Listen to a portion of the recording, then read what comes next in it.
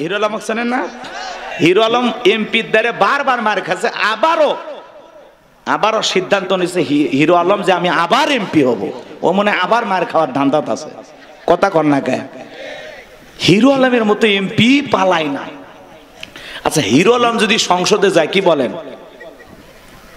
সংসদ সুন্দর হবে না? মমতাজ, হিরো আলম এরা সংসদে গেলে এই দেশের 20 কোটি মানুষের কাছেই বদনাম। কথা বলেন ঠিক কিনা? এরা সংসদে যা কি করবে? আর আরেক দিক দিয়ে যেভাবে দুর্নীতি বাজারে যাইতেছে, 2-4টা হিরো আলম গেলেই ক্ষতি কি?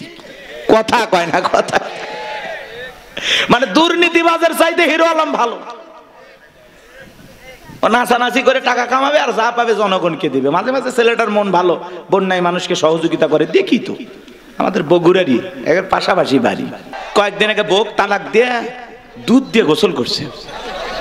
এই সবসময় ভাইরাল হয়। কথা কয় না কেন? আচ্ছা, দুধ দিয়ে গোসল করার মধ্যে বড় কোনো ফজিলত আছে নাকি? পাগলারা কি শুরু করছে? নেতা দল বদল করে দুধ দিয়ে গোসল করে, প্রেমিক পালিয়ে গেলে প্রেমিক দুধ দিয়ে গোসল করে, বউ ভাইগে গেলে দুধ দিয়ে গোসল করে, বউ তালাক দিয়ে দুধ দিয়ে গোসল করে। কি এক অসম্ভব কারবার শুরু হয়ে গেছে, আজীব এক তামাশা। কথা কয় না কেন? একটা হিরো আলম পালাই না, আর এরা এত বড় বড় এমপি মন্ত্রী পালিয়ে গেল।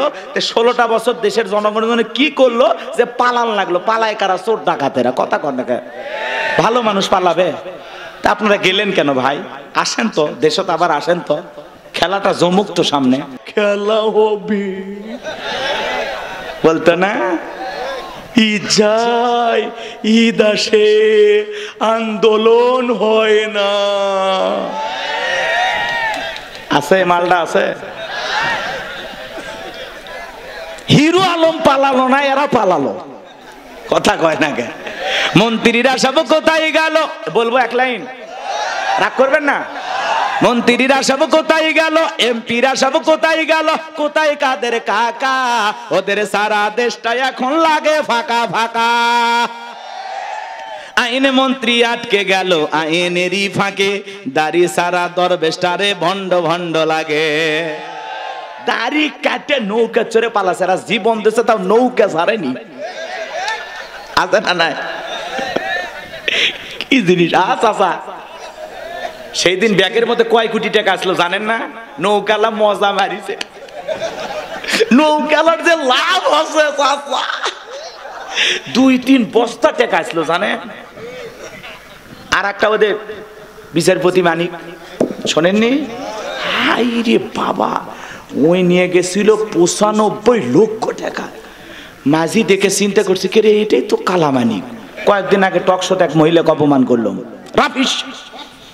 এই তো সেই মানুষ। বুঝবার পারে টাকা পয়সা সব নিয়ে ঘাটত এসে নামে দিয়েছে। ওই কলার পাতা তো শুতে আসছিল। এরা আবার আলেমদের তালিকা করেছিল, 116 জন আলেমের তালিকা সারা দেশে। তার মধ্যে আমার রোল নাম্বার ছিল 23।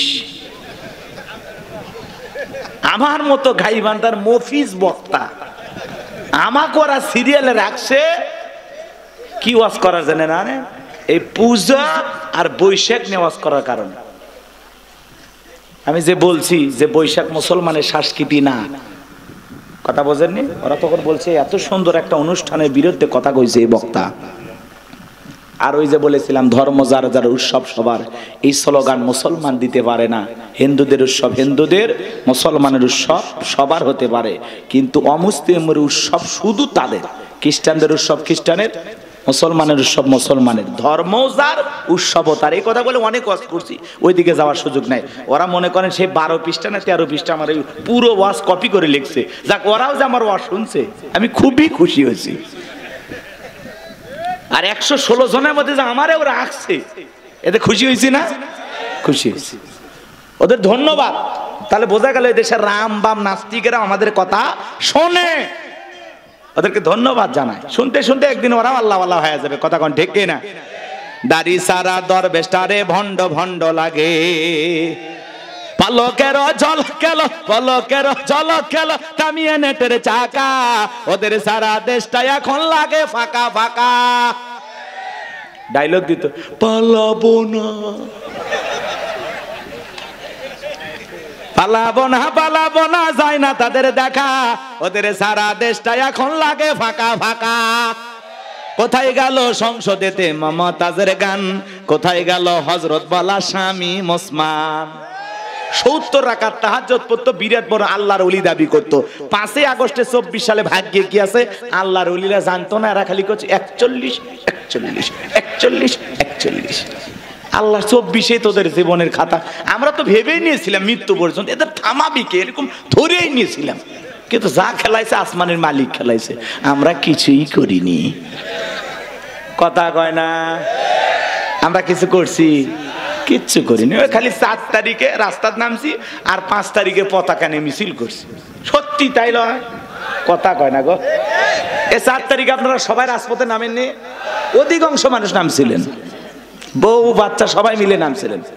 আর দেখেন একদিন নামাতে সব উল্টে গেছে। রাগ করছেন? পরে আর ওইদিকে না যায়, কষ্ট হচ্ছে আপনারা? এই জায়গায় দেখেন আসল লোকের পতনটা ঘটে দেই। চলেন সামনের দিকে যায়। কষ্ট হচ্ছে নাকি আপনাদের? একটা তাকবীর দেন, লিল্লাহি তাকবীর। আমার ভাইয়েরা দিল দিয়ে কথাগুলো বোঝার চেষ্টা করবেন। এই পৃথিবীর জমিন আল্লাহ কাউকে জিরো থেকে হিরো বানায়, সাওয়ালা থেকে প্রধানমন্ত্রী বানায়। নিঃস্ব পৃথিবীতে কেউ বেঁচে নাই। চিল্লায় বলে দুনিয়াতে আমার কেউ নাই। সেই মানুষটাকে আল্লাহ নিঃস্ব থেকে ক্ষমতার চেয়ারে বসায়, সেই মানুষটাও ক্ষমতার চেয়ারে বসে জুলুম করে, অত্যাচার করে। কথা বলেন ঠিক কি না? এই পৃথিবীর জমিনে এরকম একজন জালেম ছিল ভবঘুরে, যে নিজেকে আনা রব্বুকুমুল আলা বলে দাবি করেছিল, নিজেকে প্রভু বলে দাবি করেছিল, খোদা বলে দাবি করেছিল, রব বলে দাবি করেছিল। এ ছিল একটা ভবঘুরে যুবক। ভবঘুরে যুবক মানে বোঝেন না? যারা ইয়াবা, ফেনসিডিল, গাঁজা, মদ খায়া গাছক ধাক্কা মারে, কয় ভাইজান সাইদ দেন। আছে না নাই? বাড়িতে যায় বলে বউ দরজা খোল। কথাকে বোঝেন নাই? বউ যখন দরজা খুলে দিয়েছে কয় মা এত দেরি করলি কেন? বউ তখন থেকে বলে কি ব্যাপার আমার মা কইলি কেন? কয় আজকে একটু বেশি মাল খাসি। তুই মা না বউ বুঝতে পারতেছি না। এরকম মাতাল আছে না নাই? কিছু কিছু ছেলে পেলে আছে সন্ধ্যা হলেই ঘরে দরজা বন্ধ করে জিকির করে, ইজ্ঞাবা ইজ্ঞাবা ইজ্ঞাবা। মা বাবা চিন্তা করে বাবা এটা কিসের ট্যাবলেট, জ্বর সর্দি গলা ব্যথা। কয় কিচ্ছু বোঝার দরকার নাই, টাকা দে নইলে তোর মাথা ভাড়াবো। এরকম ইয়াবা খোর আছে না নাই? যারা ইয়াবা খায়, ফেনসিলিল খায়, গাঁজা মদ খায়, যুবক রে, সমাজের মানুষ তাদেরকে নেশাখোর বলে, টোকায় বলে। যারা নেশা করে তাদেরকে মানুষ ভালো চোখে দেখে না। সে ভালো সন্তান হতে পারে না, ভালো স্বামী হতে পারে না, ভালো বাবা হতে পারে না। নিঃস্ব করে সে সবাইকে। কথা বলে এই নেশাখোরেরা তার পরিবারকে নিঃস্ব করে। এই জন্য হাতে পায়ে অনুরোধ করে বলে যায় যুবক, নেশাদ্রব্য পান করা যাবে না, মাদক সেবন করা যাবে না। যে মুখে মা সেই মুখে মাদক তোলা যাবে না। মাদককে না বলুন। কথা বোঝে না? কথা বোঝে না? মাদক সেবন করা যাবে, নেশাদ্রব্য পান করা যাবে। যারা মদ পান করবে এদের জন্য জান্নাত হালাল না হারাম? ওদের জন্য জান্নাত হারাম হয়ে যায়। জান্নাত যদি হারাম হয় যাবেন কোথায়? এই জন্য আমরা দুনিয়াতে নিজেরাই মদ আল্লাহ তাআলা হারাম করে দিয়েছেন। আমি আমার উপরে এটা হারাম মানবো যে না, আল্লাহ হারাম করে দিয়েছেন, এই মদকে আমি স্পর্শ করব না। আমি জান্নাতে যাই শরাব পান করব। শরাবের ঝর্ণা আছে, সুবহানাল্লাহ কোন? মধুর ঝর্ণা, দুধের ঝর্ণা, পানির ঝর্ণা, শরাবের ঝর্ণা। হাতের স্পর্শ ছাড়া ক্লিয়ার পানি পড়তেছে, সুবহানাল্লাহ। জান্নাত যে কত সুখের জায়গা কেমনে বুঝাবো, ও কল্পনা করা যায় না। আল্লাহ এত সুন্দর করে জান্নাত বানাইছে, সুবহানাল্লাহ বলেন। কষ্ট হচ্ছে আপনাদের? তাহলে এই যুবক নেশাদ্রব্য পান করা যাবে? যাবে? এগুলো আজে বাজে ফালতু জিনিস না খাইয়া, ওই ইয়াবা ফেনসিডিল না খাইয়া ওই টাকাটা জমাও, জমাইয়া বউকে মাসে একটা করে 3 পিস উপহার দাও। কিছু না পাইলে অন্তত 12টা মাসে 12টা বাসর রাত পাইবে। কথা কোন ঠিক কি না? হ্যাঁ, আলামিন ভাইয়ের কাছ থেকে যদি সুন্দর একটা শাড়ি দিতে পারো তো কথাই নাই। মেয়েরা সবচাইতে পছন্দ করে কোন কালারের শাড়ি জানো? নীল কালারের শাড়ি। কথা কয় না? হ্যাঁ, নীল কালারের শাড়ি বউরে কিনে দেবেন। যদি আপনার বউ বেজার হয় টাকা আমি দেব। কথা কয় না? কথা কয় না? এই কালারটা মেয়েরা সবচাইতে চয়েস করে বেশি। যদি পারেন আলামিন ভাইয়ের সাথে যোগাযোগ করে একটা শাড়ি খালি দিয়ে দেখেন, ওই দিন বইয়ের ব্যবহার দেখে সারা জীবন আপনার মনে থাকবে। কথা বলে ঠিক কিনা? এই জন্য আজে বাজে জিনিস না খাইয়া ওই টাকা জমাইয়া বউ বাচ্চার কাপড় কিনে দেব, ওদের মুখে হাসি ফোটাবো ইনশাআল্লাহ। কোন কোন যুবক আছো মাদক দ্রব্য স্পর্শ করবা না, মাদক নিজের উপরে হারাম করবা, হাত তোলো। জীবনে কোনোদিন স্পর্শ করব না ইনশাআল্লাহ। আজকের এই জান্নাতের বাগান থেকে ওয়াদা দিলাম যে আল্লাহ আমরা জীবনে কোনোদিন নিশাদ্রব্য স্পর্শ করব না। দয়া করে তোমার জান্নাতের শরাবের নহরটা একটু আমার জন্য বরাদ্দ রাখো। একটু জোরে কর না আমিন। হাত নামান আমার ভাইয়েরা। এই ফিরাউন ছিল একটা ভবঘুরে যুবক, এর নাম ছিল কাবুজ, বলকে বলা হতো। কিপ্তিদের তরফ থেকে নাম ছিল রামশিস। মিশরের বাদশা হওয়ার পূর্বাদি নাম হলো ফিরাউন। সংক্ষিপ্ত ঘটনা 2-1 মিনিটে বলে সামনের দিকে যাবো বাজান গো আমার। এসে গেল সর্বপ্রথম মিশরে যাওয়ার পরে বাজান সর্বপ্রথম হলো তরমুজের ক্ষেতের লেবার। কিছুদিন লিবারি করলেন। ওই দেশে সরকারি গোরস্থানের দারোয়ান লাগবে। ঢোলপিটায় খবর দেওয়া হলো, হাজার হাজার মানুষ লাইনের মধ্যে দাঁড়িয়ে গেছে গোরস্থানের দারোয়ান হওয়ার জন্য। 1-2 জন ইন্টারভিউ দিতে দিতে যখন ফেরাউনের পালা, ডেকে বলে বাদশাহ বুক ভরা আশা নিয়ে ভিন দেশ থেকে আপনার কাছে এসেছি, যদি চাকরিটা দেন উপকৃত হব। এমন ভাবে কথাগুলো উপস্থাপন করলেন, বাদশার মায়া লাগে গেল। বলে আপনার সাথে ভালো মানুষ মিশরে আর কেউ নাই। বুক ভরা আশা নিয়ে ভিন দেশ থেকে আসছি, পরিবার পরিজন আছে, দয়া করে যদি চাকরিটা দেন সারা জীবন আপনার প্রতি কৃতজ্ঞ থাকবো। এমন ভাবে কথাগুলো বললেন, কথা আছে দুষ্ট লোকের মিষ্টি কথা। বাদশার ভালো লেগে গেল। বাদশা ডেকে বলে ইন্টারভিউ বন্ধ করো, এই কাবুজ নামের ছেলেটাকে মিশরের সরকারি গোরস্থানের দারোয়ানের চাকরিটা দেওয়া হলো। এইবার সরকারি গোরস্থানের দারোয়ানের চাকরি পাওয়ার পর ফেরাউন চিন্তা করে বাদশা প্রতি মাসে বেতন দিবে, ঠিক আছে, কিন্তু এই টাকা দিয়ে চলবে না, আমার সাইড ইনকাম করা দরকার। এইবার যারা লাশ দাফন করতে আসে ওদেরকে ডেকে বলে শোনো, লাশ প্রতি 1টা করে দিরহাম যদি দাও লাশ দাফন করতে দেব, না হলে লাশ দাফন করতে দেব না। জনগণ টেনশনে পড়ে গেল, 1টা দিরহামের জন্য বাদশার দরবারে বিচার নিয়ে যাব, লাশ পয়সা গলে শেষ হয়ে যাবে, যদি পাই 1টা টাকাই ছেলেটাই পাক। এই কথা ভেবে জনগণ 1টা করে দিরহাম ফেরাউনকে দেওয়া শুরু করলো। আপনারা বলেন তো বাংলাদেশের মানুষের নাম কি? ঘুষ। ঘুষ কথা কয় না, 1 টাকা হইলে ওইটা কি ঘুষ। এটা কিন্তু বাংলাদেশে না, আছে আছে আছে। শোনো এই দেশটার গল্প করি, দেশটা মনে হয় স্বপ্নপুরী, সুদখোর ঘুষখোর মদখোর জুয়াখোর হে তাই আছে ভুরি ভুরি, হে তাই আছে ভুরি ভুরি। এ দেশে অসৎ কামাই কেউ করে না, তবে ঘুষের টাকা পেলে কেউ তো ছাড়ে না। টেবিলের নিচ দিয়ে হাত বাড়িয়ে কালো টাকাটা নেই সারিয়ে, টেবিলের নিচ দিয়ে হাত বাড়িয়ে কালো টাকাটা নেই সারিয়ে। করছে ওরা বড় দেশের চুরি, করছে ওরা বড় দেশের চুরি। শোনো এ দেশটার গল্প করি, আছে না নাই আমার ভাইয়েরা? 1টা করে দিরহাম জনগণ দেওয়া শুরু করলো। আল্লাহ রাব্বুল আলামিন ওই জামানে একটা মহামারী দিল। 2020 সালে আল্লাহ তাআলা আমাদেরকে একটা মহামারী দিয়েছিলেন, ধরো না ছুঁয়ো না, নাম হলো করোনা। করোনা রোগের আক্রান্ত হয়ে বাবা মারা গেছে। ছেলে বাবার লাশটাও দেখতে যায় নাই, বাবার কবরে মাটিও দেয় নাই। বাবার সম্পত্তি ভালো লাগে, মৃত বাবার লাশকে বোঝা মনে হয়। কথা বলেন। মায়ের করোনা হয়েছে, জঙ্গলে ফেলা আসছে। বন্ধুর করোনা হয়েছে, বন্ধু দেখতে যায় নাই। ভাইয়ের করোনা হয়েছে, ভাই দেখতে যায় নাই। স্বামীর করোনা হয়েছে, স্ত্রী কাছে যায় নাই। খাবারের প্লেটটা সাজায় লম্বা একটা বাঁশের লাঠি দিয়ে আস্তে করে স্বামীর ঘরে খাবার ঢুকায় দিয়েছে। কথা বলেন। স্বামী যখন সুস্থ হয়েছে, বিবি কাছে ডাইকা বলে, জোসনার বাপ আমি তোমারে যে কত ভালোবাসি তুমি জানো না। শাড়িটা দিয়ে সুন্দর করে মুখটা মোছায় দিতেছে, আর ডেকে বলে, জোসনার বাপ তাহাজ্জুদ পড়ে পড়ে তোমার জন্য দোয়া করেছি, আল্লাহ আমার জোসনার বাপের হায়াত বাড়ায়া দাও। স্বামী মনে মনে হাসে আর বলে, বিবি রে তুই যে আমার কত ভালোবাসিস আমার বোঝা হয়ে গেছে। আমি যখন অসুস্থ ছিলাম জানালা দরজার দিকে তাকায় থাকতাম, এই বুঝি দরজা জানালা খুলে গল্প করবি, 2টা কথা বলবি, একবারও দেখা করলি না। মোবাইলে তোর ছবি দেখে দেখে মনের দুঃখের কথা ভুলে যাইতাম। তুই যে আমারে কত ভালোবাসিস প্রমাণ আমি পাইছি। আমি যখন অসুস্থ ছিলাম আমারে তুই বাঁশ দিয়া খাওয়াইছিস। কথা কয় না, কথা কয় না। এজন্য করোনা মহামারী বুঝে দিয়েছে দুনিয়াতে কেউ কারো আপন না। কথা বলেন, কথা বলেন, সত্য না মিথ্যা? ওই সময় একটা আতঙ্ক ভয়, কেউ কারো কাছে যায় নাই বাজান গো আমার। এই দুনিয়াতে একটা করোনা মহামারীতে মানুষ মারা গেল, মানুষ আর একটা মানুষের কাছে গেল না, বাবার কাছে সন্তান গেল না। তাহলে ভেবে দেখেন বাজান, দুনিয়াতে কেউ কারো আপন না, সব মিথ্যা মায়া, মিথ্যা মায়া। কথা কয় না গো।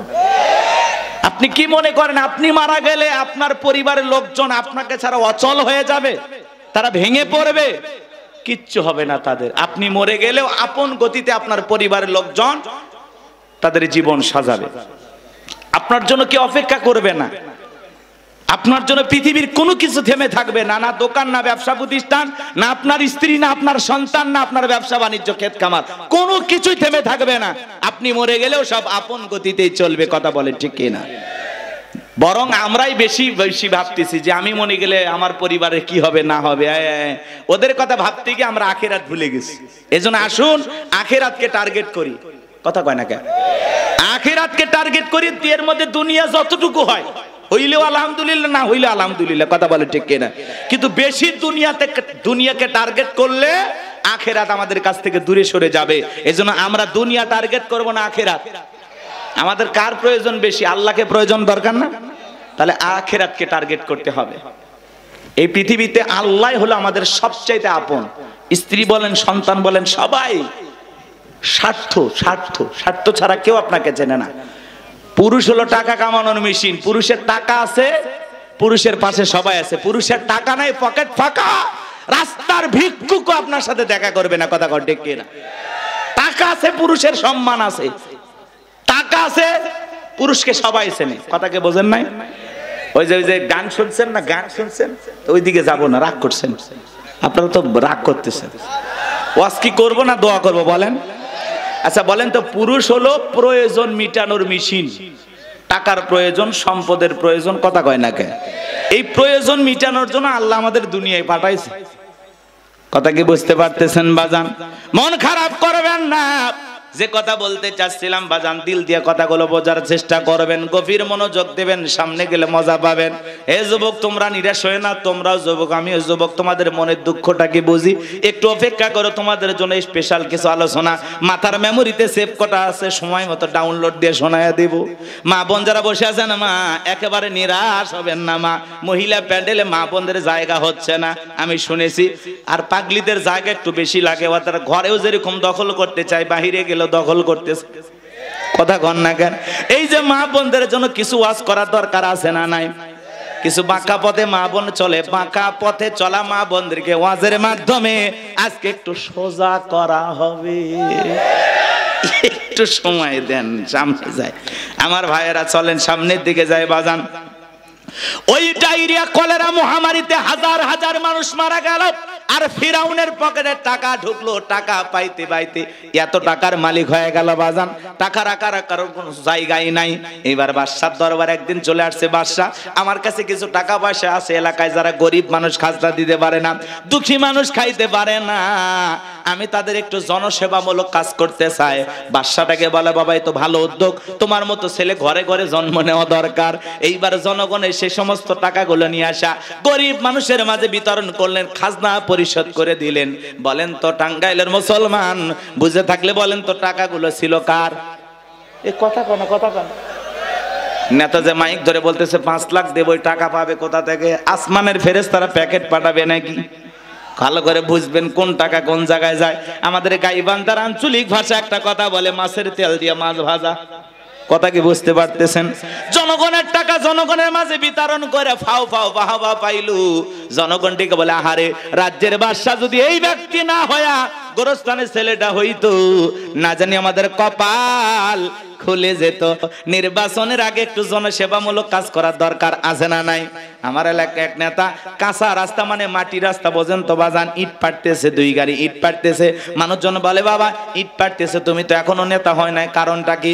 ছেলেটা বলতেছে, আপাতত ইট পাড়ে দিলাম, আর ভবিষ্যতে আমার মার্কায় যদি সিল মারে এলাকার নেতা বানায় দিতে পারেন, আমার 1 নাম্বার টার্গেট এই কাঁচা রাস্তা পাকা করা।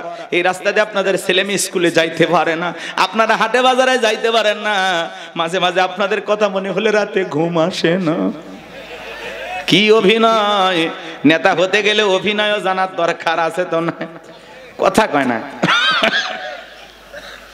যারাই নেতা এরাই কিন্তু পুরোটা কি অভিনেতা। অভিনয় না জানলে নেতা হওয়া যায় না বাজান। ভালো করে বোঝার চেষ্টা করবেন। জনগণ বিশ্বাস করে যদি নেতার মার্কায় সিল মেরে নেতাকে নির্বাচিত করে, নেতা তো এলাকায় থাকে না, ঢাকা শহরে বান্ধবী নিয়ে ঘুমায়। কথা বলেন ঠিক কি না? মার্কা থাকে যে কয়দিন নেতার আনা গোনা সে কয়দিন। আমরাও জনগণ কম খারাপ না, 1.5 টাকার বিড়ি আর 3 টাকার চা খায় কি স্লোগান। বল্টু ভাইয়ের চরিত্র ফুলের মতো পবিত্র, নামাজ পড়ে কক্ত গাজা খায় 5 ওয়াক্ত কুমসুরিতে বাঁকা ভক্ত, শয়তানের 1 নাম্বার ভক্ত, হুজুর যে জন্য খুবই শক্ত চুষা খাই গরিবের রক্ত। পোস্টার লেখা যে গরিবের বন্ধু, ভোট দিয়ে দেখেন গরিবের কয় নাম্বার শত্রু। কথা বলেন। রাস্তার একটা ভিক্ষুক মহিলার দিকে 500 টাকা দিয়ে বলে, আপনার চেহারার মাঝে আমি আমার মাকে খুঁজে পাই। আম গাছে জাম গাছে নেতার ছবি ঝুলানো থাকে, নির্বাচিত হওয়ার পরে এলাকায় থাকে না। আম গাছে জাম গাছে বিদ্যুতের খুঁটিতে নেতার বিশাল বিশাল ছবি, আর লেখা আছে আমি অমুক নেতা, সেরাগালি বদনা, পবিত্র ঈদুল আজহার শুভেচ্ছা, পবিত্র ঈদুল ফিতরের শুভেচ্ছা। খালি ব্যানার দিয়ে শুভেচ্ছা জানায়, জীবনে কোনোদিন আর কাছে আসে না। এই নেতা ওই ব্যানার লক্ষ লক্ষ টাকা দিয়ে না বানাইয়া, ওই ব্যানারের টাকা দিয়ে যদি গরিব দুঃখী মানুষের মাঝে বিতরণ করো, তোমার ব্যানার লাগবে না গো, ব্যানার লাগবে না। জনগণ তোমার মার্কায় জায়গা মতো সিল মেরে দেবে। কথা কোন ঠিক কি না? কিন্তু ওই যে মার্কা থাকে যে কয়দিন নেতার আনা গোনা সে কয়দিন। অলিতে গলিতে নেতাকে পাওয়া যায়, মানুষ মরলে জানা যায় হাজির, জুমার নামাজের সামনে হাজির, আসরের নামাজ পড়ে 2 বার। কথা কয় না। এক নেতা মানুষকে সালাম দিতে দিতে হুঁশ হারায় ফেলছে, রাস্তার খেজুর গাছ পায় 1 লাইনে সালাম দিয়ে যাচ্ছে।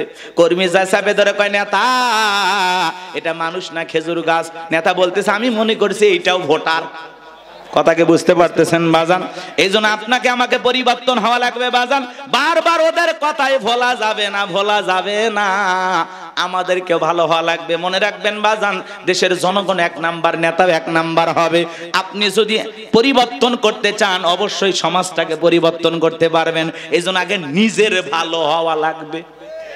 আপনি যেমন দেশের নেতাও কিন্তু ওইরকম হবে। 2 নাম্বার আপনি নেতা হবে 4 নাম্বার। কথা কি বুঝছেন? আপনি সিটার নেতা হবে বিশ্ব সিটার। কথা কয় না কথা। এই ওয়াজ করলে কি ভয় পাচ্ছেন নাকি? আমি কোন দলের দালালি করতেছি? আমরা আগে ঠিক হওয়া লাগবে। এক পাগল গাছের নিচে হাত তুলে বলে আল্লাহ। আরে হারাক তো মানুষ বাইরে গেছে, 2-4 জন হারিয়ে গেলে কি হবে? পরে খুঁজবো ওই মা কি মা আজলামি শুরু করছে নাকি? বাচ্চা নিয়ে আসে, মাকে মাকে বাচ্চা হারায় যায়, মা কইতে পারো না, মা না পাগলি?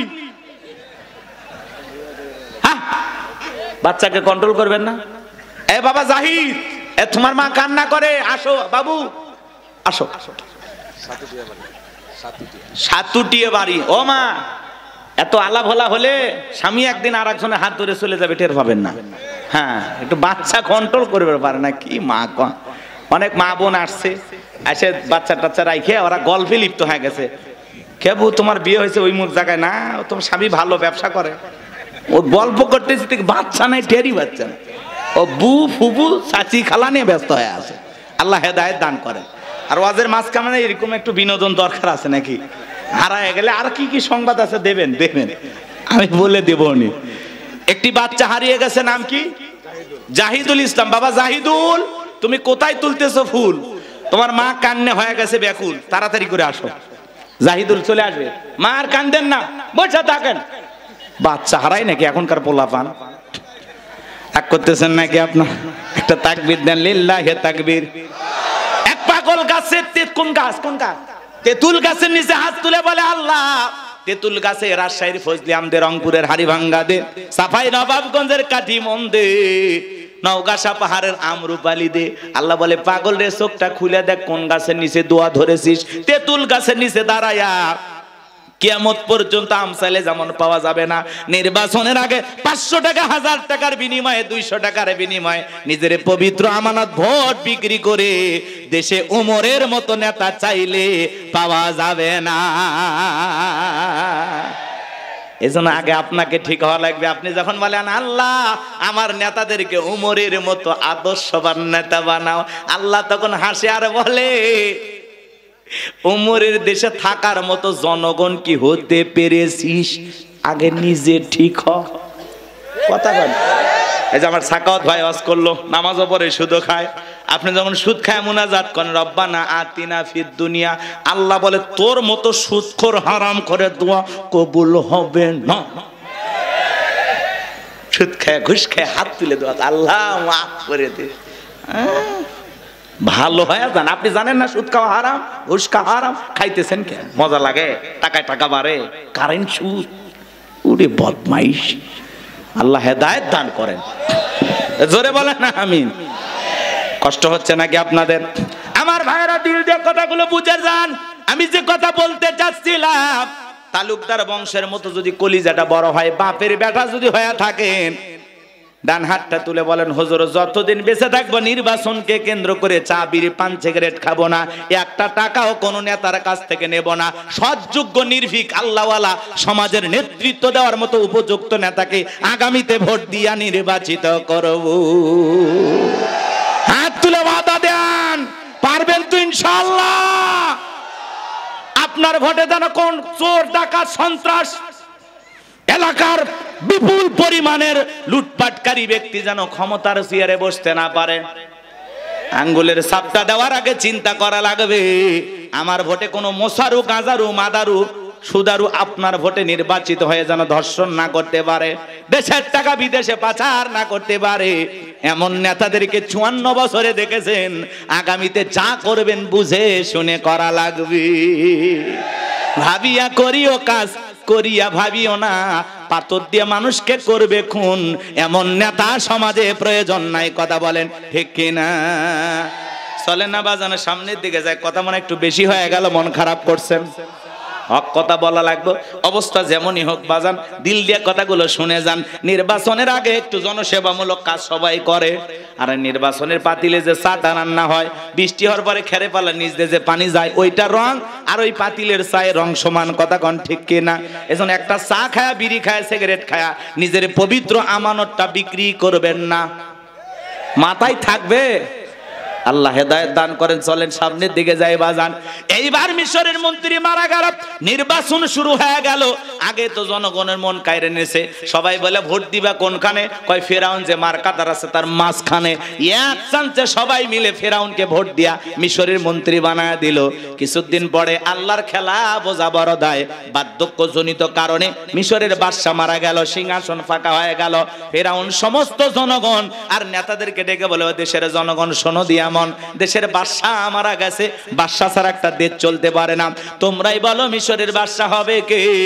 সমস্ত জনগণ ডেকে বলে, অনেক আগে আপনাকে চেনা জানা হয়ে গেছে, আপনি মিশরের বাদশা হয়ে যান, আমাদের কারো কোনো আপত্তি নাই। জনগণ যখন সমর্থন দিল, ফিরাউন নেতাদেরকে ডেকে বলে, তোমরা বলো আপত্তি আছে? নেতারা ডেকে বলে, আমাদের কোনো আপত্তি নাই, জনগণ সমর্থন দিয়েছে, আপনি নেতা, কোনো সমস্যা নাই।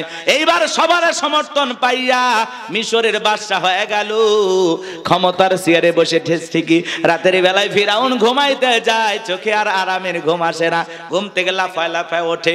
অনেক মানুষ দেখবেন বাজানো 4টা ঘুমের ট্যাবলেট খায়, কোটিপতি টাকাওয়ালা সম্পদওয়ালা বড় বড় হাইব্রিড নেতা 4টা ট্যাবলেট খায় ঘুমায়।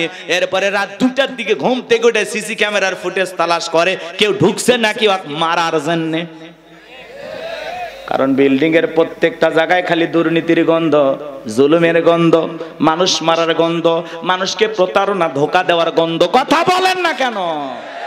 ওই বিল্ডিং কি আমনে দাঁড়াইছে?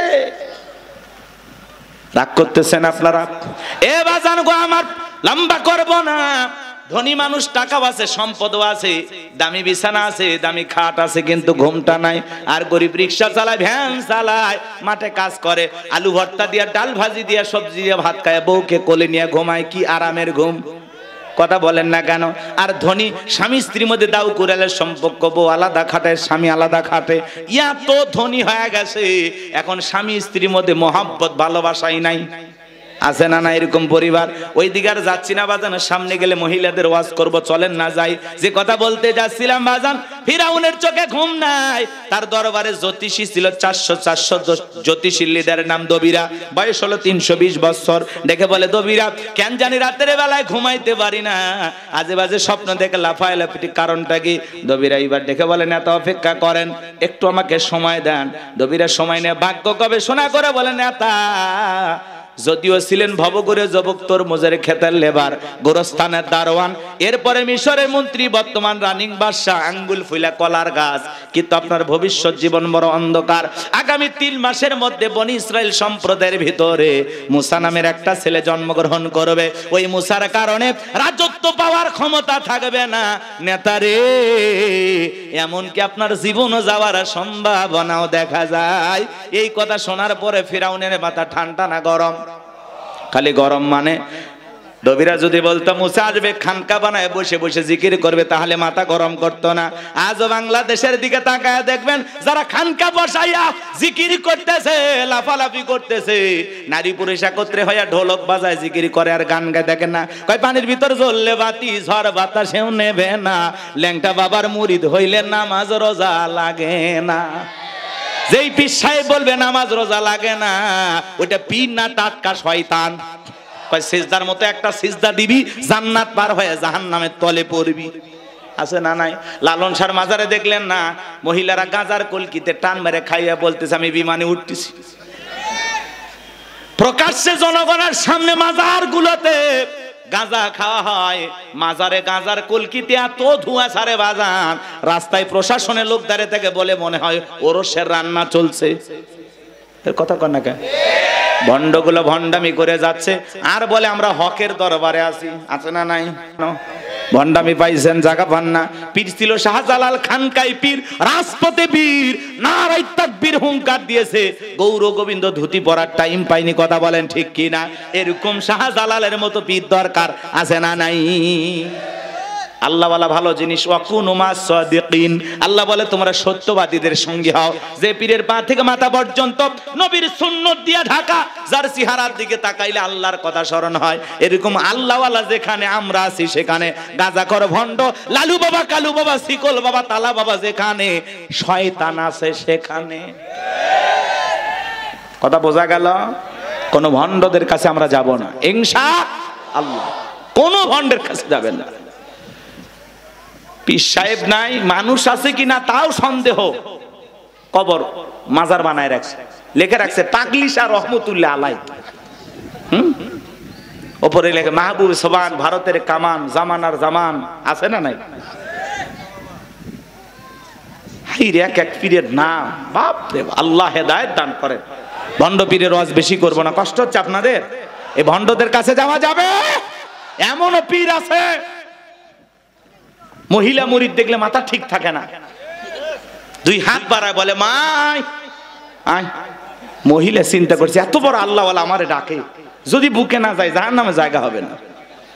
পীর সাহেবের বুকের ভিতরে ঢুকে গেছে, আর পীরের বুকের ভিতরে ঢুকে এত শান্তি পাইছে, আনন্দের ঠেলায় গান গায়, বাবা আমি তোমায় ভালোবাসি, তোমার চরণ সুমিতে বাবা তোমার কাছে আসি গো বাবা, আমি তোমায় ভালোবাসি। যে নারী স্বামীকে বাদ দিয়ে পীরের ফাটা পায়ে চুমা খায়, ওই নারীর চরিত্রে ঠিক না। হ্যাঁ মা বোনেরা শুনে যান, আপনার পীর আপনার স্বামী। কথা কানা যায়? প্রত্যেকটা সন্তানের কাছে তার মা বাবা হলো পৃথিবীর সবচাইতে বড় পীর। কথা বলেন? জীবনে কোনোদিন মা বাবাকে ভাত দেয় না, পিতা মাতার জন্য 1 কেজি কমলা বেদানা কেনে না, পীর সাহেবের দরবারে গরু নিয়ে দৌড়ায়। পাগল দেখছেন? মা বাবার খবর নেয় না, পীরের বাবার খবরের অভাব নাই। আল্লাহ হেদায়েত দান করেন। গরু ছাগল নিয়ে কোনো পীরের দরবারে দৌড়াবেন না। আচ্ছা উনি যদি আল্লাহ ওয়ালা হয়, ভালো আছে, তো গরু ছাগল দিয়ে কি করবে? এলাকায় কত গরিব মেয়ে বিয়ে হয় না, দেন না, গরুটা জবাই করে মেহমানদারি করায় দেন, আল্লাহ খুশি হবে। এলাকায় মাদ্রাসা আছে, গরিব দুঃখী বাচ্চা পড়াশোনা করে, এতিম বাচ্চারা, একটা ছাগল মাদ্রাসায় দেন, ওরা জবাই করে খেয়ে আল্লাহর কোরআন তেলাওয়াত করবে, আরশের মালিক আল্লাহ খুশি হবে। আর আপনি মাজারে যায় ছাগল গরু দিয়েন, হ্যাঁ, ট্রাক ভর্তি করে নিয়ে যায়, মাইক বাজার, গান গায়, দেখেননি? যা, কত কথা বলা যাবে না, কষ্ট হচ্ছে আপনাদের। কোন মাজারে টাকা পয়সা দান করবেন না। কথা কয় না কেন? হ্যাঁ, কোন মাজারে যদি মসজিদ থাকে, মাদ্রাসা থাকে, সেই জায়গা আপনি দান করতে পারেন। শুধু মাজার এমন জায়গায় 1 টাকা দেবেন না। কথা কয় না? আপনাকে যা বলতেছি আপনি তাই করবেন। মাজারে কেন টাকা দিচ্ছেন? উনি আল্লাহওয়ালা না, ভালো আছে না? উনি টাকা দিয়ে কি করবে? আঙ্গুর কিনে খাবে? আপনি মাজারে কেন টাকা দিচ্ছেন? এতিম অসহায় প্রতিবন্ধী হাত পাতে 5 টাকা দিতে পারেন না, আর মাজারের দান বক্স থেকে 1000 টাকা 500 টাকা কেমনে ঢুকান? টাকা জেতা মানুষের দরকার না মরা মানুষের? জেতা মানুষ কান দিচ্ছে হাত পাতে, আপনি সেখানে দেন না। আর মাজারে পীর সাহেব একবারও ডাকলো না, এই মুসলিম টাকা দে, চাইছে ওই জায়গায় কেন টাকা দিলেন? বলেন কেন দিলেন? কিসের বরকতের আশা? সন্তান হয় না, 56টা দরবারে ছাগল মান্নত করে। এই মাজারে ছাগল দিলে সন্তান হবে, পাইছেন কোথায়? কথা কয় না, কথা কয় না। খালি ওয়াশ করলে হবে না, মাঝে মাঝে ওয়াশ করা লাগবে। আরে ভাই আমাদেরকে দেন, মাদ্রাসায় দেন। কথা কয় না, দেওয়ার লোক খুঁজে পান না। জেঠা মানুষ চোখের সামনে কান্দে মরে যাচ্ছে, ওই জায়গা দেয় না। ওই মরা পীর সাহেব দিয়ে এসেছে, ওইটা পীর আছে না কলার গাছ আছে, আসলে কোনো মাজার কিনা আপনি জানেন? অধিকাংশ মাজার মিথ্যে মিথ্যে মাজার বানাইয়া ভণ্ডামি শুরু হয়ে গেছে। কথা কন ঠিক না? আল্লাহ যেন আমাদের হেদায়েত দান করেন। একটু জোরে বলেন আমিন। আমার কথায় অনেক মাজার পূজারীরা বিরক্ত হয়েছে, অনেকে ফোন দিয়ে হুমকি দিছে, তোমরা আল্লাহওয়ালার বিরুদ্ধে কথা বলো, মরার আগে জবান বন্ধ হয়ে যাবে। চিন্তা করছেন? ফরিদপুরে সালতা থানা আটরশি আছে না, আগে যাইতে পারি না, আমার সেই হুমকি দিত, কয় এই থানা আসলে তোর হাত পা কেটে নেব। গত 29 তারিখে ওই জায়গায় বয়ান করে আসছে, কই হাত পা কাটার লোকগুলো খুঁজে পাইনি। কারণ ওই যে ওদের জিকির নিয়ে আমি একটু সাইজ করছিলাম যে খবরদার এই ভণ্ডদের কাছে যাবেন না। হক্কানি আল্লাহওয়ালা ভালো, সেখানে আপনি যাবেন, কিন্তু ভণ্ডদের কাছে যাব না। যেখানে ইসলাম আছে সেখানে আমরা আছি, যেখানে ভণ্ডামি আছে সেখানে আমরা। নারী পুরুষ একত্রে জিকির। আরে ভাই মহিলা মানুষ কাছে থাকলে মাথা ঠিক থাকবে, কিসের জিকির? জিকিরের কথা মনে থাকবে। আর আল্লাহ হেদায়েত দান করে। ওই জন্য তো ভণ্ডরা বলে মনের পর্দা বাইরের পথ। শুনছেন না? মনের পর্দা বড় পর্দা, বাইরের পর্দা খুলে ফেলা। মনের আলো বড় আলো, বাইরের আলো নিভা ফেলা। রাত 12টা শেষ, বাতি নিভেছে, এখন কি জিকির হচ্ছে আপনারা বুঝে নেন। আল্লাহ হেদায়েত দান করে। আমার ভাইয়েরা চলেন সামনের দিকে যাই। আজও পৃথিবীর জমিনে যারা মাজার নিয়ে বসে আছে, খানকায় বসে আছে, এদেরকে কেউ টার্গেট করে না। যারা আল্লাহর জমিনে আল্লাহর দ্বীনকে কায়েম করতে চায়, কোরআনের সমাজ ব্যবস্থা কায়েম করতে চায়, আল্লাহর আইন দিয়ে জমিনটা পরিচালনা করতে চায়, তাদেরকে টার্গেট করে করে ভিতরে ঢোকানো হয়। কথা বলে ঠিক কিনা? ফিরাউনের মাথা গরম হয়ে গেছে, হামানকে ডেকে বলে, এটা কো হামান, এই দিগাই। হামানের মাথায় কোনো চুল ছিল না, সাদে মান্নায় বাম্পার লোড, পুরো মাথা ছিল ভারতের দমদম এয়ারপোর্ট। ডেকে বলে, হামান রে তাড়াতাড়ি করে বল। দবিরা বলল, একটা মুসা নামের ছেলে জন্মগ্রহণ করবে, ওর কারণে রাজত্বের চেয়ার থাকবে না, ক্ষমতা থাকবে না, এমনকি আমার জীবনটাও নাকি চলে যাবে, এটা তো মেনে নেওয়া যায় না।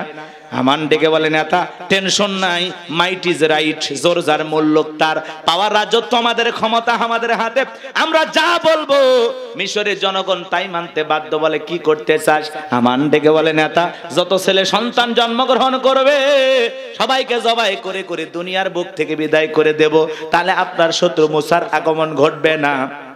এমন কথা শোনার পরে ফিরাউন ডেকে বলে, হামান রে আসলেই তোর মাথায় বুদ্ধি আছে, তবে শোন, ছেলেগুলোকে জবাই করবি, মেয়েগুলোকে জবাই করবি না, কারণ ছেলেদের মধ্যে আমার শত্রু আছে, মেয়েদের মধ্যে কোনো শত্রু নাই। তার মানে চোর হলে মানুষ ভালো, মোবাইল নিয়ে গেল, সিম কার্ড খুলে দিয়ে গেল। কথা বলেন ঠিক কিনা? সন্তান জবাই করা শুরু হয়ে গেল, 3টা মাস অতিবাহিত হয়ে গেল। দবিরাকে ডেকে বলে, দবিরা এইবার গবেষণা করে দেখ, আমার পথের কাটা মুসা মরল না বাঁচলো। দবিরা গবেষণা করে বলে, নেতা 3টা বর্ণনা পাওয়া যায় বাজান। একটি বর্ণনায় বলা হয়েছে 20,000, আর একটি বর্ণনায় বলা হয়েছে 24,000, আর একটি বর্ণনায় বলা হয়েছে 80,000। দবিরা ডেকে বলে, নেতা যদিও হাজার হাজার মায়ের বুক খালি কইরা সন্তানগুলোকে জবাই করে বিদায় করেছেন, কিন্তু আপনার পথের কাটা মুসা এখনো মরে নাই, মায়ের কোলে জীবিত আছে, সুস্থ আছে, কিন্তু কোন বাড়িতে আছে, কোথায় আছে, এইটা বলার ক্ষমতা আমাদের নাই। বলেন আল্লাহু আকবার। ওয়া মাকারু ওয়া মাকারাল্লাহ আল্লাহু খায়রুল মাকিরিন।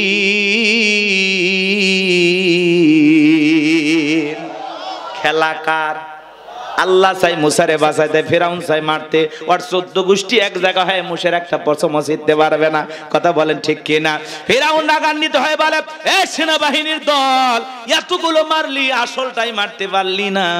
এলাকায় তল্লাশি চালাও, চিরনভিযান চালাও, ঘরে ঘরে প্রবেশ করো, যেখানে মুসারে পাইবা দরবার জবাই করবা, আমার মাথার টেনশনটা দূর করো, যাও। একদল সেনাবাহিনী মুসা নবীর বাড়ির দিকে রওনা করেছে। মুসা নবীর বড় বোন নাম মারিয়ম দেখে বলে, মা ওই যে ফিরাউনের সেনাবাহিনী দেখা যায় মা, আর বুঝি ভাইকে বাঁচানো গেল না। মুসা নবীর মা সন্তানকে নিয়ে দিক সেদিক দৌড়ায়, কে যেন ইলহামের মাধ্যমে আওয়াজ দেয়, বলে মুসার মা তোমার সন্তানটাকে চুলার ভিতরে ফেলায় দাও, কথা দিলাম গো তোমার সন্তানটাকে আবার তোমার কোলে ফেরায় দেব, বলুন সুবহানাল্লাহ।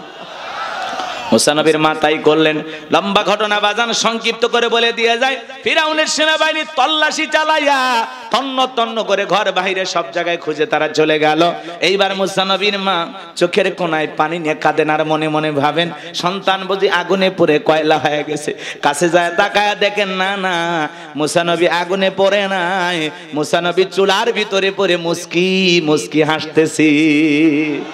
সন্তানটাকে কোলের মধ্যে নেবেন, কে যেন কাইবে আওয়াজ দেয়, বলে মুসার মা কতদিন জালেম ধরে ভয় লুকিয়ে রাখবা, সিন্ধুক একটা বানায়া দরিয়ার বুকে ভাসায়া দাও, কথা দিলাম গো তোমার ছেলেটাকে আবার তোমার কোলে ফেরায়া দেব। মুসা নবীর মা টেনশনে পড়ে গেলেন, সিন্ধুক পাবেন কোথায়। পরের দিন সকালবেলা কে যেন ডেকে বলে, মিস্ত্রি লাগবে মা, আমি একজন মিস্ত্রি।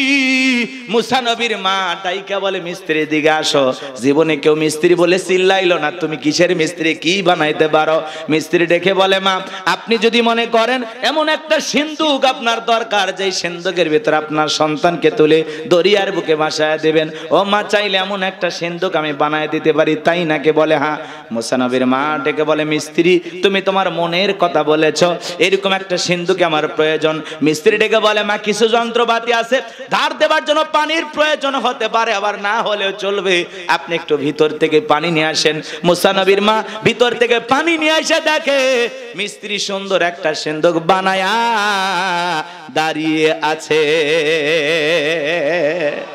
এইবার সিন্ধুকটা হাতের মধ্যে দিয়ে মিস্ত্রি দৌড়ায়, পেছন থেকে ডেকে বলে, মিস্ত্রি লোহার পয়সা কিনি বানা, কাঠের পয়সা কিনি বানা, তোমার পারিশ্রমিকের দামটা কিনি বানা। মিস্ত্রি ডেকে বলে, মা যারা বিপদে পড়ে আমি তাদের উপকার করি, বিনিময়ে টাকা পয়সা গ্রহণ করি না। মুসা নবীর মা ডেকে বলে, মিস্ত্রি এই বিপদের দিনে এত বড় উপকার করলা, লোহার পয়সাও নিবা না, কাঠের পয়সাও নিবা না, তোমার পারিশ্রমিকের দামটাও নিবা না, অন্তত তোমার নামটা বলে যাও, মাঝে মাঝে তোমার কথা মনে হলে আল্লাহর কাছে তোমার জন্য দোয়া করব। মিস্ত্রি ডেকে বলে, মা আমি দুনিয়ার কোনো সাধারণ মিস্ত্রি না, আমি আল্লাহর ফেরেশতা, আমার নাম জিবরাইল। এইবার সিন্ধুকের ভিতরে মুসা নবীকে তুলে দরিয়ায় ভাসায় দিলেন। আর মেয়ে মারিয়মকে বলে, মা সিন্ধুক ভাসতে ভাসতে কই যায় খবর নিয়ে আসবি। ওই দিন বিকেল বেলা ফিরাউন তার প্রিয়তমা স্ত্রী আসিয়াকে নিয়ে আসছে সমুদ্রের সৈকতে হাওয়া খাইতে। মাঝে মাঝে বউকে একটু বিনোদন করার দরকার আছে না নাই? হালাল বিনোদন। মাঝে মাঝে ভাবি কিনে কক্সবাজার চলে যাবেন যদি সামর্থ্য থাকে। কথা কয় না কয়? বউকে পর্দা করাইয়া নিয়ে যাবেন। আমি কি বলছি কক্সবাজারে যে হাফ প্যান্ট পরে গোসল করবেন, তাহলে গুনাহ হবে। কথা কয় না কেন? কিছু পোলাপান আছে বউ সুন্দরী, মাথার কাজ করে না, কক্সবাজার নিয়ে যায় ঘোড়ার উপরে তুলে সেলফি তোলে, সুন্দর করে সমুদ্রের পানিতে গোসল করতেছে, সেলফি তোলে। বিকেল বেলা আইডিতে পোস্ট করে বলে, প্রিয় তোমার সাথে কক্সবাজারের প্রথম দিন কিছু ছবি তুলেছি দোস্ত তোমাদের দেখার জন্য, ভাবিকে বৃষ্টি ভিজা শরীরে কেমন লাগতেছে একটু লাইক কমেন্টসে জানা। এর চাইতে মূর্খ বেয়াদব সমাজে আর কেউ আছে নাকি? যে নিজের বইয়ের ছবি ফেসবুক আইডিতে ছাড়ে, এর রুচিতে সমস্যা। কথা বলে, এই বউ হলো পার্সোনাল জিনিস, একান্তই আমার, এটা পাবলিসিটি করার জিনিস না। কথা বলে না কেন?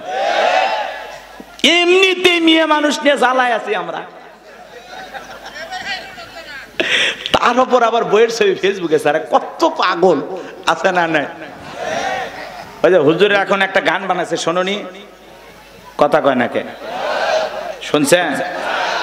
কোন গ্রামে বাড়ি তোমার, কেমন তোমার বাপ, ফেসবুকেতে ছবি ছাইরা করছো কেন পাপ। শুনছেন না? যাই সময় নাই, অনেক লম্বা হবে, কষ্ট হচ্ছে আপনাদের। বিরক্ত হয়েছেন আমার কথা? মহিলা দরওয়াজ একটু পরে হবে, আপনার আগে ঠিক হন। কি বউকে নিয়ে মাঝে মাঝে বিনোদন করবেন? পিকনিক স্পটগুলো যেখানে ভদ্রলোকেরা যায় সেখানে যাবেন, মাঝে মাঝে বউকে নিয়ে একটু ঘোরাফেরা করবেন, নিজে বউরে একটু সময় দেবেন, না হলে অন্য আর একজনের সাথে ঘোরাঘুরি করবে, আপনি টেরই পাবেন না। এরকম মহিলা আছে না নাই? আর একবার যদি বউ বাঁকা পথে চলে, ওই বউকে সোজা করা কঠিন। নষ্ট গাড়ি ঠিক করা যায়, কিন্তু নষ্ট নারীকে ঠিক করা যায় না। একবার যদি একটা নারীর চরিত্র নষ্ট হয়ে যায়, ওই নারী একটা পতিতার চাইতেও নিকৃষ্ট হয়ে যায়। এই জন্য বাজান, কথাগুলো বাস্তব। নষ্ট গাড়ি ঠিক করা যায়, কিন্তু নষ্ট নারীকে ঠিক করা যায় না। নারী এমন একটা জিনিস, নারী বুঝতে পারলে নিয়ামত, না বুঝতে পারলে কিয়ামত। বুঝতে পারলেই ঘরে সুন্দর পরিবেশ নিয়ে বাঁচতে পারবেন, আর না বুঝতে পারলে ঘরে আগুন জ্বলবে, তাও তাও করে অশান্তির আগুন জ্বলবে। ওই আগুনে শুধু আপনি জ্বলবেন, আপনার পরিবারও জ্বলবে, সমাজ জ্বলবে। কথা বলে ঠিক কিনা? আরে ভাই, মসজিদে মুয়াজ্জিমি করে, বইয়ের জ্বালায় গলা দড়ি দিয়ে মরছে, দড়ি দিয়ে মরছে। কয়েকদিন আগের ঘটনা। হুজুর মানুষ আমরা, মারবেরও পারি না, শাসনও করে পারবে না, কি দিয়ে মারবেন? আল্লাহ এমন একটা সিস্টেম দিয়েছে মারার, কয় মেসওয়াক পরিমাণে 1 বিঘা। কথা কয় না? আচ্ছা, এটাতে মারা যায় 8 ইঞ্চি দিয়ে। কথা কয় না কেন? এটা পান্টি হলো। অনেকে কয় হুজুর প্লাস দিয়ে মারবো, মানে প্লাস দিয়ে ওই পান্টি ধরবি না, হাত দিয়ে ধরা লাগবে। আর কার বউ যদি মমতাজের মতো মোটা হয়, আর ওই পান্টি যদি পিঠে বার যায়, বউ কবি আমার কাতুকুতু লাগিচ্ছে। কথা কন ঠিক কিনা? তো ইসলাম এমন একটা সুন্দর সিস্টেম আল্লাহ তাআলা আমাদেরকে দিয়েছেন। ইসলাম এত সুন্দর একটি ধর্ম, আসলে বউ মারার পক্ষে আল্লাহও নাই। কথা কয় না? আল্লাহ বলতেছে বউ ভালোবাসার জিনিস, মারবে কে? আর তুমি যদি সকালে বউরে পিটাও, রাতের বেলা কই ঘুমাবা? ওই বউয়ের কাছে যাতে তোমার লজ্জা করবে না? কথা কয় না কে? আর পাগল, কিছু পাগল আছে না, বউরে এমন পিটান পিটান, কয় যতক্ষণ না আব্বা ডাকছিস ততক্ষণ ছাড়বো না। মানুষ কই বউরে এত মারিস কেন? কই মারবো না, এই বেহা নারীর বাবার কাছে আমি 1.5 লাখ টাকা পাই, মাত্র 1 লাখ টাকা দিয়েছে, এখন আমি 50,000 টাকা পাই। ও মনে হয় শ্বশুর বাড়ি থেকে হালখাতার টাকা পাই।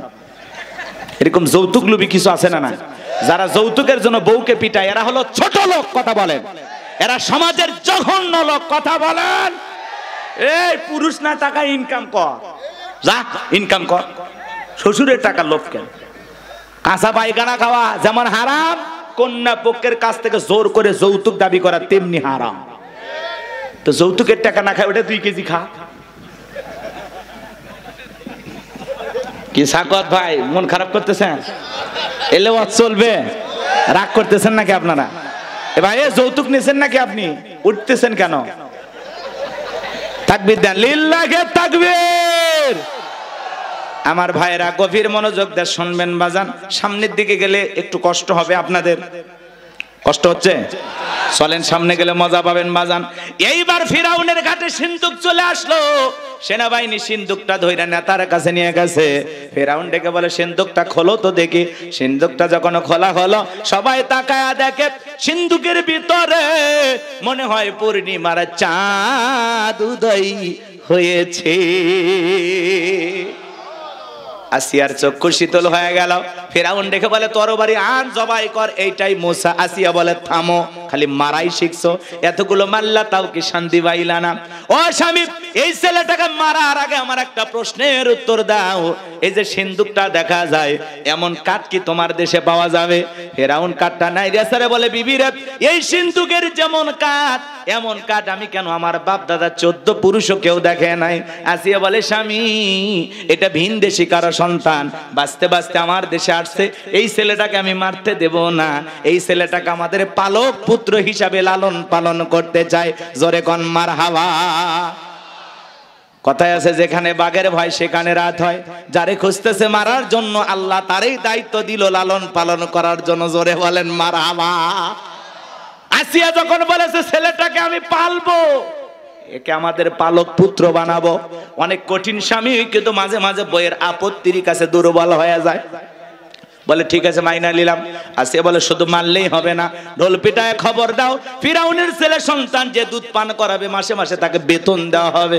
বলে ঠিক আছে, ঢোল পিটানো হলো। হাজার হাজার নারীরা আসছে, মুসা নবীকে কোলে নেয়, স্তন খুলে মুখ লাগায় দেয়। আল্লাহ নবী মুসা আলাইহিস সালাম কোন মহিলার স্তনে দুধ পান করে না, জোরে কোন মারহাবা। সমস্ত নারীরা ব্যর্থ হয়ে চলে গেল। ওই যে মুসা নবীর বোন নাম তার মারিয়ম, ঈসা নবীর মায়ের নাম মারিয়ম, আর মুসা নবীর বড় বোনের নামও ছিল মারিয়াম। এইবার মারিয়াম দেখে বলে, ও রানী আসিয়া, এমন একটা ধাত্রীর খবর আমার কাছে আছে, আমার বিশ্বাস এই সন্তান তার দুধ পান করবে, তাই নাকি? বলে হ্যাঁ। দুইজন লোক পাঠানো হলো, মুসা নবীর মাকে ফেরাউনের দরবারে নিয়ে আসা হলো। এ বাজান গো আমার, এইবার মুসা নবীর মা সন্তানকে কোলে নিয়ে যখন স্তন কুলে মুখ লাগায়া দিয়েছে, আল্লাহ নবী মুসা আলাইহিস সালাম মায়ের স্তনে দুধ খাওয়া শুরু করেছে। বলুন সুবহানাল্লাহ। আসিয়া বলে আপনার বেতন ডাবল, থাকার কোয়ার্টারে ফিরি। মুসা নবীর মা ডেকে বলে, ও রানী আসিয়া, সন্তানকে যদি দুধ পান করাইতে চান, সন্তান আপনার বাড়িতে আমি রাখবো না, সন্তান আমার বাড়িতে থাকবে। আসিয়া বলে আমি তাতেও রাজি আছি, মাঝে মাঝে সন্তানটাকে দেখায় নিয়ে যাবেন, ওরে না দেখলে আমার ভালো লাগে না। কথা আছে মায়ের চাইতে মাসির দরদ বেশি। আসিয়া তো জানে না সন্তানটা কার কোলে আছে। কথা বলেন। মুসা নবীর মা পৃথিবীর প্রথম মা, যে মা তার আপন সন্তানকে দুধ পান করানোর বিনিময়ে মাসে মাসে বেতন পেয়েছিল। জোরে কোন মারহাবা। লম্বা ঘটনা সংক্ষিপ্ত করে বলে দিয়ে যায় বাজান, মুসা নবী চলা ফেরার বয়সে উপনীত হয়েছে। আসিয়া একদিন সন্তানটাকে ফেরাউনের কোলে দিয়ে বলে, ধরো ছেলেটাকে কোলে নাও, মানুষ দেখলে মনে করবে ছেলে তোমার না, নাও তো কোলে নাও।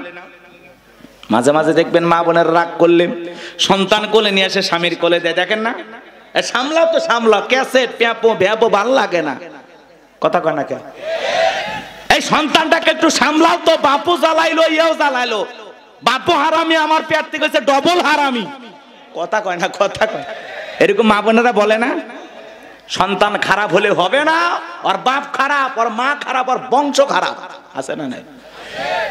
সন্তান খারাপ হলে আপনার 14 গোষ্ঠীর বদনাম, আর সন্তান ভালো হলে মা যে ভালো হোক, ওরা ভালো হয়ে থাক, তাও শান্তি পাক। আমরা পুরুষ সহ্য করার শক্তি আছে, পাগলি করে খেপান যাবি না। কথা কন না কেন? সন্তান ভালো হলে যাক মায়েরই গুণ, খারাপ হলে আমরা বাপেরা দায় স্বীকার করলাম। কথা কয় না?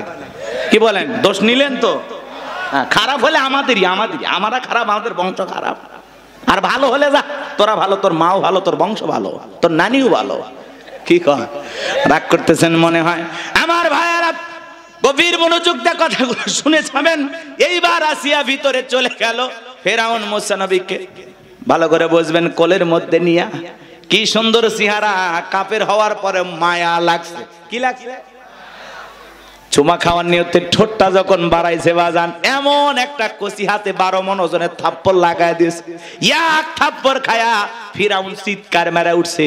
আশেপাশে লোকজন দৌড়ে আসে, বলে নেতা এত জোরে চিৎকার মেলেন, ব্যাপারটা কি? ছেলে যে থাপ্পড় মারছে কথা জনগণকে বললে কি ইজ্জত থাকবে? বলে আমার বাড়ি আমি চিল্লাইছি, আমি কি তোদেরকে ডাকছি? সরে যা। ওদেরকে তাড়িয়ে দিলেন। এইবার চিৎকার মেরে ডেকে বলে, আসিয়া, আসিয়া রে, আয় আয়, তাড়াতাড়ি করে আয়। এর চোখে মুখে যে আগুন দেখছি রে আসিয়া, এ মুসা ছাড়া কেউ না, তরবারি যে জবাই করে পথের শত্রুটা দূর করি। বলে জানো না এই ছেলে আমার গালে থাপ্পড় মারছে?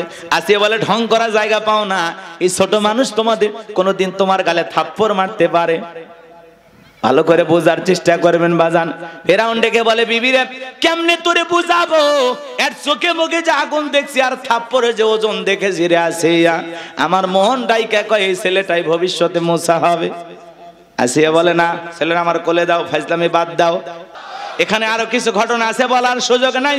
আল্লাহর নবী মুসা আলাইহিস সালামের বয়স হয়ে গেল 25 বছর, টকবগে যুবক। কিপ্তি আর বনী ইসরাইলের মধ্যে লাগছে ঝগড়া। মুসা আলাইহিস সালাম যা বলে, কিপ্তি রে, সব জায়গায় নেতার গরম দেখাস। কিপ্তি মানে ফিরাউনের লোক। দেখেন না কিছু কিছু পাতি নেতার গরম কামারে চিনিস, আমি অমুক নেতার আপন খালাতো বোন, তার ছোট মেয়ে বিয়ে করেছি, কি হাইব্রিড পরিচয়। কথা কয় না গো? আছে না নাই? ছোট ছোট পাতি নেতার গরম এলাকায় থাকা যায় না, এলাকার ত্রাস। গাল কাটা কামাল, কান কাটা রমজান, নাম কি ট্যাবলেট বুলেট, শয়তানের টয়লেট আছে না নাই? মানুষ হত্যা করে, মানুষ মারো, ক্ষমতা রাজনীতি করতে যায় মানুষ মারো। যেই মানুষটাকে হত্যা করেছে তার বাড়িতে যাও, যা দেখো তার স্ত্রী কিভাবে কান্না করে, তার সন্তানগুলো কিভাবে ডুকরে কাঁদে, তার পরিবারের লোকজনেরা কিভাবে কান্না করতেছে। আজকে একজনকে হত্যা করেছো, একদিন আল্লাহ তাআলা কারো মাধ্যমে তোর জীবনটাও শেষ করে তোর স্ত্রী সন্তানকে এইভাবে কাঁদাবে। মানুষ মারা রাজনীতি করো, গাল কাটা রমজান আছে না নাই? আল্লাহ হেদায়েত দান করেন। একটু জোরে বলেন না আমিন। কষ্ট পাইতেছেন আমার কথা? সামনে যাবো, আরো আধা ঘন্টা লাগলে থাকবেন তো ইনশাল্লাহ। তাকবীর দেন, লিল্লাহি তাকবীর। শোনেন বাজান গো আমার, মুসা আলাইহিস সালাম ফিরাউনের কিপ্তিকে মারলেন একটা ঘুষি, এক ঘুষিতে কিপ্তি দুনিয়ার থেকে ডিলেট। ইন্না লিল্লাহি ওয়া ইন্না ইলাইহি রাজিউন। কিপ্তি মারা গেছে, কিপ্তির খাতা ক্লোজ। ভালো করে বুঝবেন বাজান গো আমার। এইবার মুসা আলাইহিস সালামের বিরুদ্ধে ফিরাউনের দরবারে হয়ে গেল মার্ডারের মামলা। আল্লাহ ডেকে বলে, পয়গম্বর আর থাকা যাবে না, মাদাইনের দিকে রওনা করো। মুসা আলাইহিস সালাম মাদাইনের দিকে রওনা করলেন। ওখানে পানি খাওয়ানোর একটা ঘটনা আছে, লম্বা হবে, এজন্য আমি বলতেছি না বাজান। শুআয়ব আলাইহিস সালামের দুইটা মেয়ের সাথে পরিচয় হয়ে গেল। তাদের সঙ্গে তাদের বাড়িতে গেলেন। দুইটা মেয়ে যা বলে, আব্বা বাড়িতে একটা কাজের মানুষ দরকার, রাখাল দরকার বাবা। একটা ছেলেকে পেয়েছি, ছেলেটা অত্যন্ত লাজুক ভদ্র। আমরা দুইটা বোন কয়েকটা ঘন্টা সময় কাটায়া দিলাম, একটা বারের জন্য আমাদের চেহারার দিকে তাকায় নাই। বলেন আল্লাহু আকবার। নবীরা লাজুক না হয় কি পারে? এ বাজান গো আমার, শুআয়ব আলাইহিস সালাম বলে, ঠিক আছে মা, যা রেখে দিলাম। আল্লাহর পয়গম্বর শুআয়ব আলাইহিস সালাম মুসা নবীকে তার বাড়িতে রাখাল হিসেবে রাখলেন। বড় মেয়ে সফুরার সাথে বিবাহের ব্যবস্থা করলেন। আল্লাহর পয়গম্বর মুসা আলাইহিস সালাম শ্বশুর বাড়িতে থাকলেন 8 থেকে 10 বছর ঘর জামাই। কয় জামাই? কথা কয় না, কথা কয় না। শ্বশুর বাড়িতে থাকলেন 8 থেকে 10 বছর ঘর জামাই। আল্লাহ ডেকে বলে, পয়গম্বর আর কতদিন শ্বশুর বাড়ি মধুর হাড়ি, এইবার গাট্টি গুট্টি গোছাও, স্ত্রীকে সঙ্গে নাও। আল্লাহ পাক যখন অর্ডার দিলেন, পয়গম্বর স্ত্রীকে সঙ্গে নিলেন, শ্বশুরের দেওয়া লাঠিকে সঙ্গে নিয়ে যখন তোর পর্বতে আসলেন। এখানে আরো কিছু ঘটনা আছে, বলার সময় নাই। এইখানে আল্লাহ রাব্বুল আলামিন তার পয়গম্বর মুসা আলাইহিস সালামকে নবুয়ত দান করে আমার আল্লাহ বলেন, ওয়া মা তিলকা বিয়ামিনিকা ইয়া মুসা। আল্লাহ ডেকে বলে, মুসা রে তোমার ডান হাতে ওইটা কি? আল্লাহর পয়গম্বর জবাব দিয়ে বলেন, আলাহি হিয়া আসায়া আতাওয়াক্কাউ আলাইহা ওয়া আহুশু বিহা আলা গনামি ওয়া লিয়া ফিহা মাআরিব উখরা। আরেকটু জোরে বলেন আল্লাহু আকবার। দেখে বলেন, আল্লাহ আমার হাতে এইটা লাঠি, এইটার ওপর ভর দিয়ে চলি, ছাগলের জন্য পাতা পারি, ইত্যাদি অনেক অনেক কাজ করি। আল্লাহ ডেকে বলে, পয়গম্বর প্রশ্ন করলাম, একটা জবাব দাও যাবে, একটা কারণ কি বলেন তো বাজান? মুসা নবী কথা বলতেছেন কার সাথে? আল্লাহর সাথে কথা বলতে মজা আছে না নাই? হে যুবক, একটা মেয়ে যদি রং নাম্বারে মিস কল দেয় তুমি পাগল হয়ে যাও। 17টা সিম কার্ড পরিবর্তন করে হলো মেয়েটাকে কল দাও। মেয়ে ডেকে বলে, ভাই রং নাম্বারে ভুল করে কল দিয়েছি। বলে, না তুই কেন নিভানো আগুন জ্বালাইলি, এখন ভালোবাসা দিবি কিনা বল। কথা কয় না, কথা কয় না। একটা মহিলার কণ্ঠ বলে, যুবক তুমি পাগল পারা হয়ে যাও। কত মহিলা এরকম যুবকদেরকে পাগল বানাইতেছে, প্রেমের ফাঁদে ফেলতেছে। কথা কয় না কে? রাগ করতেছেন নাকি আপনারা? এই দেশের যুবক আর যুবতীর প্রেমের পাওয়ার অনেক বেশি। যুবকের প্রেমের টানে সৌদি আরবের নারী বাংলাদেশে চলে আসতেছে। যুবতীর প্রেমের টানে চীনা যুবক চলে আসতেছে। চীন দেশের যুবক বাংলাদেশের যুবতীর প্রেমের টানে চলে আসতেছে। হাই রে প্রেমের টান গো! এই দেশের মানুষ এরা জীবনে বিশ্বকাপ আনতে পারেনি, কিন্তু তাম পৃথিবীতে যদি একটা প্রেমের প্রতিযোগিতা হয়, আমার বিশ্বাস আমরা এই দিক দিয়ে বিশ্ব চ্যাম্পিয়ন হব। মাঝে মাঝে শোনেন না, প্রেমের টানে ইরাকের যুবক ঠাকুর গায়ে, কি কন? এরকম শুনতেছেন না আপনারা? প্রেমের টানে মালয়েশিয়ার যুবক বাংলাদেশে, প্রেমের টানে এই তরুণী নিয়ে আসতেছে। এই যে চীন দেশের এক যুবক এসে বাংলাদেশে এক প্রেমিকে বিয়ে করতেছে, ঠিক আছে মানলেন তাই না, ভালো না, মানছেন, ঠিক আছে, এটা গরিব মেয়ের উপকার হইলো। কিন্তু আপনারা কি জানেন এই যে বিভিন্ন দেশ থেকে যারা এই দেশের ভোলা ভালা সহজ সরল অর্থলোভী স্বার্থলোভী নারী বোকা, এরা বুঝতেছেন, এরা মনে করতেছে সত্যি প্রেমের টানে আসতেছে, আসলে না, অধিকাংশ ভিনদেশী যুবকেরা মানব পাচারের সাথে যুক্ত। ওই দেশে নিয়ে যায় বৃদ্ধ মানুষের কাছে এই দেশের তরুণীকে চড়া মূল্যে বিক্রি করে দিচ্ছে। এ কথা কয় না, কথা কয় না। তাহলে প্রেমের টান না মানব পাচার, পাগলিরা বোঝে। অতএব বাংলাদেশে রিক্সা চালক হোক ভ্যান চালক হোক, মা বিয়ে কর শান্তি পাবো। ওই চীন দেশের যুবক দেখে পাগলা হোস না, পরে ওই দেশে যায় পাগলি বানে ছেড়ে দিবি। এ কথা কন, কথা কন। হ্যাঁ, বিশাল একটা চক্রান্ত চলতেছে। এই ভিনদেশী যুবকেরা কেন এই দেশের তরুণীদেরকে টার্গেট করতেছে, এ পাগলিরা বোঝেই না। ওই মনে করছে আমার প্রেমের টানে আসছে।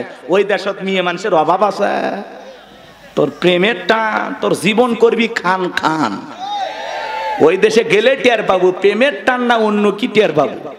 এই জন্য মা বোনদেরকে বলতেছি, মা এত বোকা সাজিস না, কথা কয় না কেন, এত বোকা হয় না। আজকে যুবকদের এবং যুবতীদের সমাজকে নষ্ট করার যে মূল অস্ত্র তার নাম হলো মোবাইল। কথা বলেন না কেন ভাই? এদেশের কি সমস্যা বলেন তো? এই মোবাইল, এই মোবাইলের মাধ্যমে যুব সমাজের চরিত্র নষ্ট হয়ে গেছে, তরুণ তরুণীরা নষ্ট হয়ে গেছে। মোবাইলের ওজন কম, কিন্তু মোবাইলের মাধ্যমে পাপের ওজনটা অনেক বেশি। কথা বলেন। ঘরে বসে বসে একা একা দরজা জানালা লাগাই দেয়, কম্বল ল্যাপের ভিতরে ঢুকে সেই ভিডিও আছে না নাই? দেশে মোবাইল আইছে, চিঠি বন্ধ হইয়াছে, দিওয়ানা বানাইছে, পোলা মাইয়ার মনের কথা ভাসে বাতাসে। ও দেখো পোলা পানের মন বাদা ফেসবুকে এখন, মোবাইলে চ্যাটিং কইরা কাটায় সারাক্ষণ। এই মোবাইল পাইয়া দেখো মদনের মাইয়া, এই মোবাইল পাইয়া দেখো রমজানের মাইয়া কি কাণ্ড ঘটাইছে, স্বামী সংসার রাইখা নাকি পালাইয়া গেছে, স্বামী সন্তান রাইখা নাকি পলাইয়া গেছে। 2 বাচ্চার মা 4 বাচ্চার মা পরকীয়া প্রেম করে আরেকটা ছেলের হাত ধরে পালিয়ে যায়।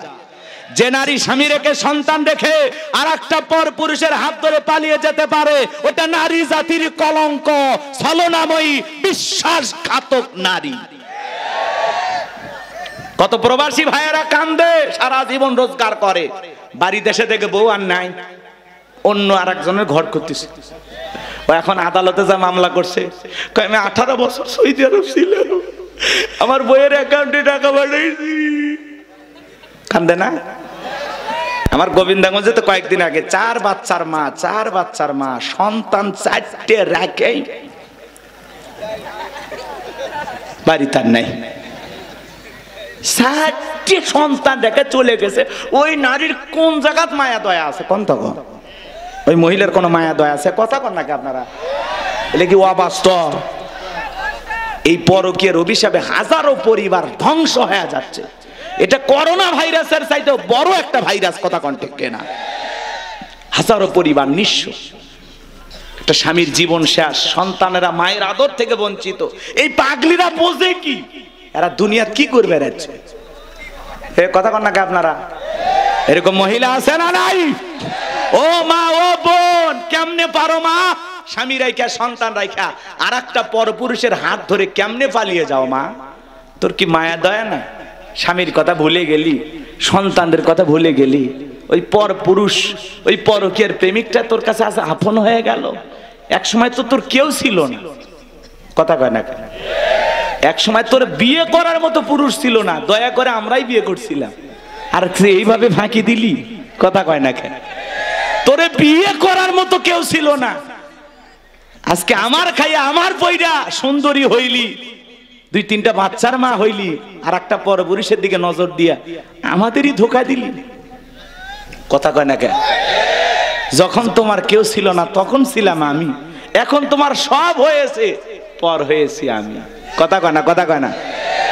নারী বহুরূপী নারী, আকাশে রং তনুর মতো মুহূর্তে মুহূর্তে রং বদলায়। ও নারী নিজেও জানে না কারে ভালোবাসে। কথা কোন ঠিক কিনা? রাগ করে? এই পরকের অভিশাপ আছে না নাই? ঘরে ঘরে অশান্তি আছে না নাই? মা, আপনার স্বামী, মা বোনেরা শুনে যান, নারীরা যারা বিবাহ করেছেন, আপনার হাজবেন্ড আপনার কাছে হীরার টুকরা। কথা বলে ডেকেরা, আপনার স্বামী আপনার কাছে হীরার টুকরা। আপনার স্বামীর আপনি যত্ন নেবেন। ও মা, আল্লাহ রাসূল বলেছেন, আল্লাহর পরে যদি কাউকে সিজদা দেওয়ার নিয়ম থাকতো, দুনিয়ার সমস্ত নারীদেরকে আল্লাহ ওয়াদা দিত তারা যেন স্বামীর পায়ে সিজদা দেয়। আল্লাহু আকবার। স্বামীর সম্মান মর্যাদা কত! ও মা, স্বামীকে সম্মানের আসনে বসাও। স্বামীকে গোলাম বানায় না। গোলাম বানাইলে হবা গোলামের বউ। আর স্বামীকে যদি রাজা বাদশা বানাও, তাহলে রাজার রানী হয়ে সংসার করবা। আর স্বামীর সাথে চাকরের মতো ব্যবহার করে, চাকরের বউ কি হয়? চাকরেনি। কথা কয় না কেন? স্বামীকে গোলাম বানাইলে গোলামের বউ। কথা বলেন। আর স্বামীকে সম্মান মর্যাদার আসনে বসাইয়া স্বামীকে যদি রাজা বানায়, বাদশা বানায়, তাহলে রাজার রানী হয়ে সংসার করবে। আল্লাহ এই দেশের নারীদেরকে হেদায়েত দান করেন। একটু চিল্লায় বলেন আমিন। তারপরে যদি কিছুটা সংশোধন হয় হুজুর। আর দোষ কি সব নারীদের? আমরা কি একেবারে জমজমের পানিতে গোসল করছেন না? খুব আল্লাহওয়ালা আপনারা। আমাদের মধ্যে ভাই ওঠেন না, কয়েকটা মিনিট ভাই ওঠেন, চলে যাবো ভাই, বেশি বিরক্ত করবো না। আমি জীবনে আর কোনোদিন এলাকা আসবো কিনা জানি না। এই যে ফেরাউন ক্ষমতার চেয়ারে বসে আছে, ওয়াক থুয়ে যাওয়া যাবে? ওয়াক চেয়ার থেকে নামে বাড়ি যাওয়া লাগবে। হেই রে, ফেরাউনক বলে চেয়ারে বসায় দেবে। ওয়াক ক্ষমতার চেয়ারে তুলছি না, ওয়াক চেয়ার থেকে নামে সুবে থুয়ে বাড়ি যাবো। কথা কোন ঠিক কিনা? একটু অপেক্ষা করুন, ঘটনার ফিনিশিং টানতেছি। সামনে যে একটা সেমিফাইনাল খেলা, তারপরে ফাইনাল খেলা, কয়েক মিনিটের মধ্যে শেষ করে দেব।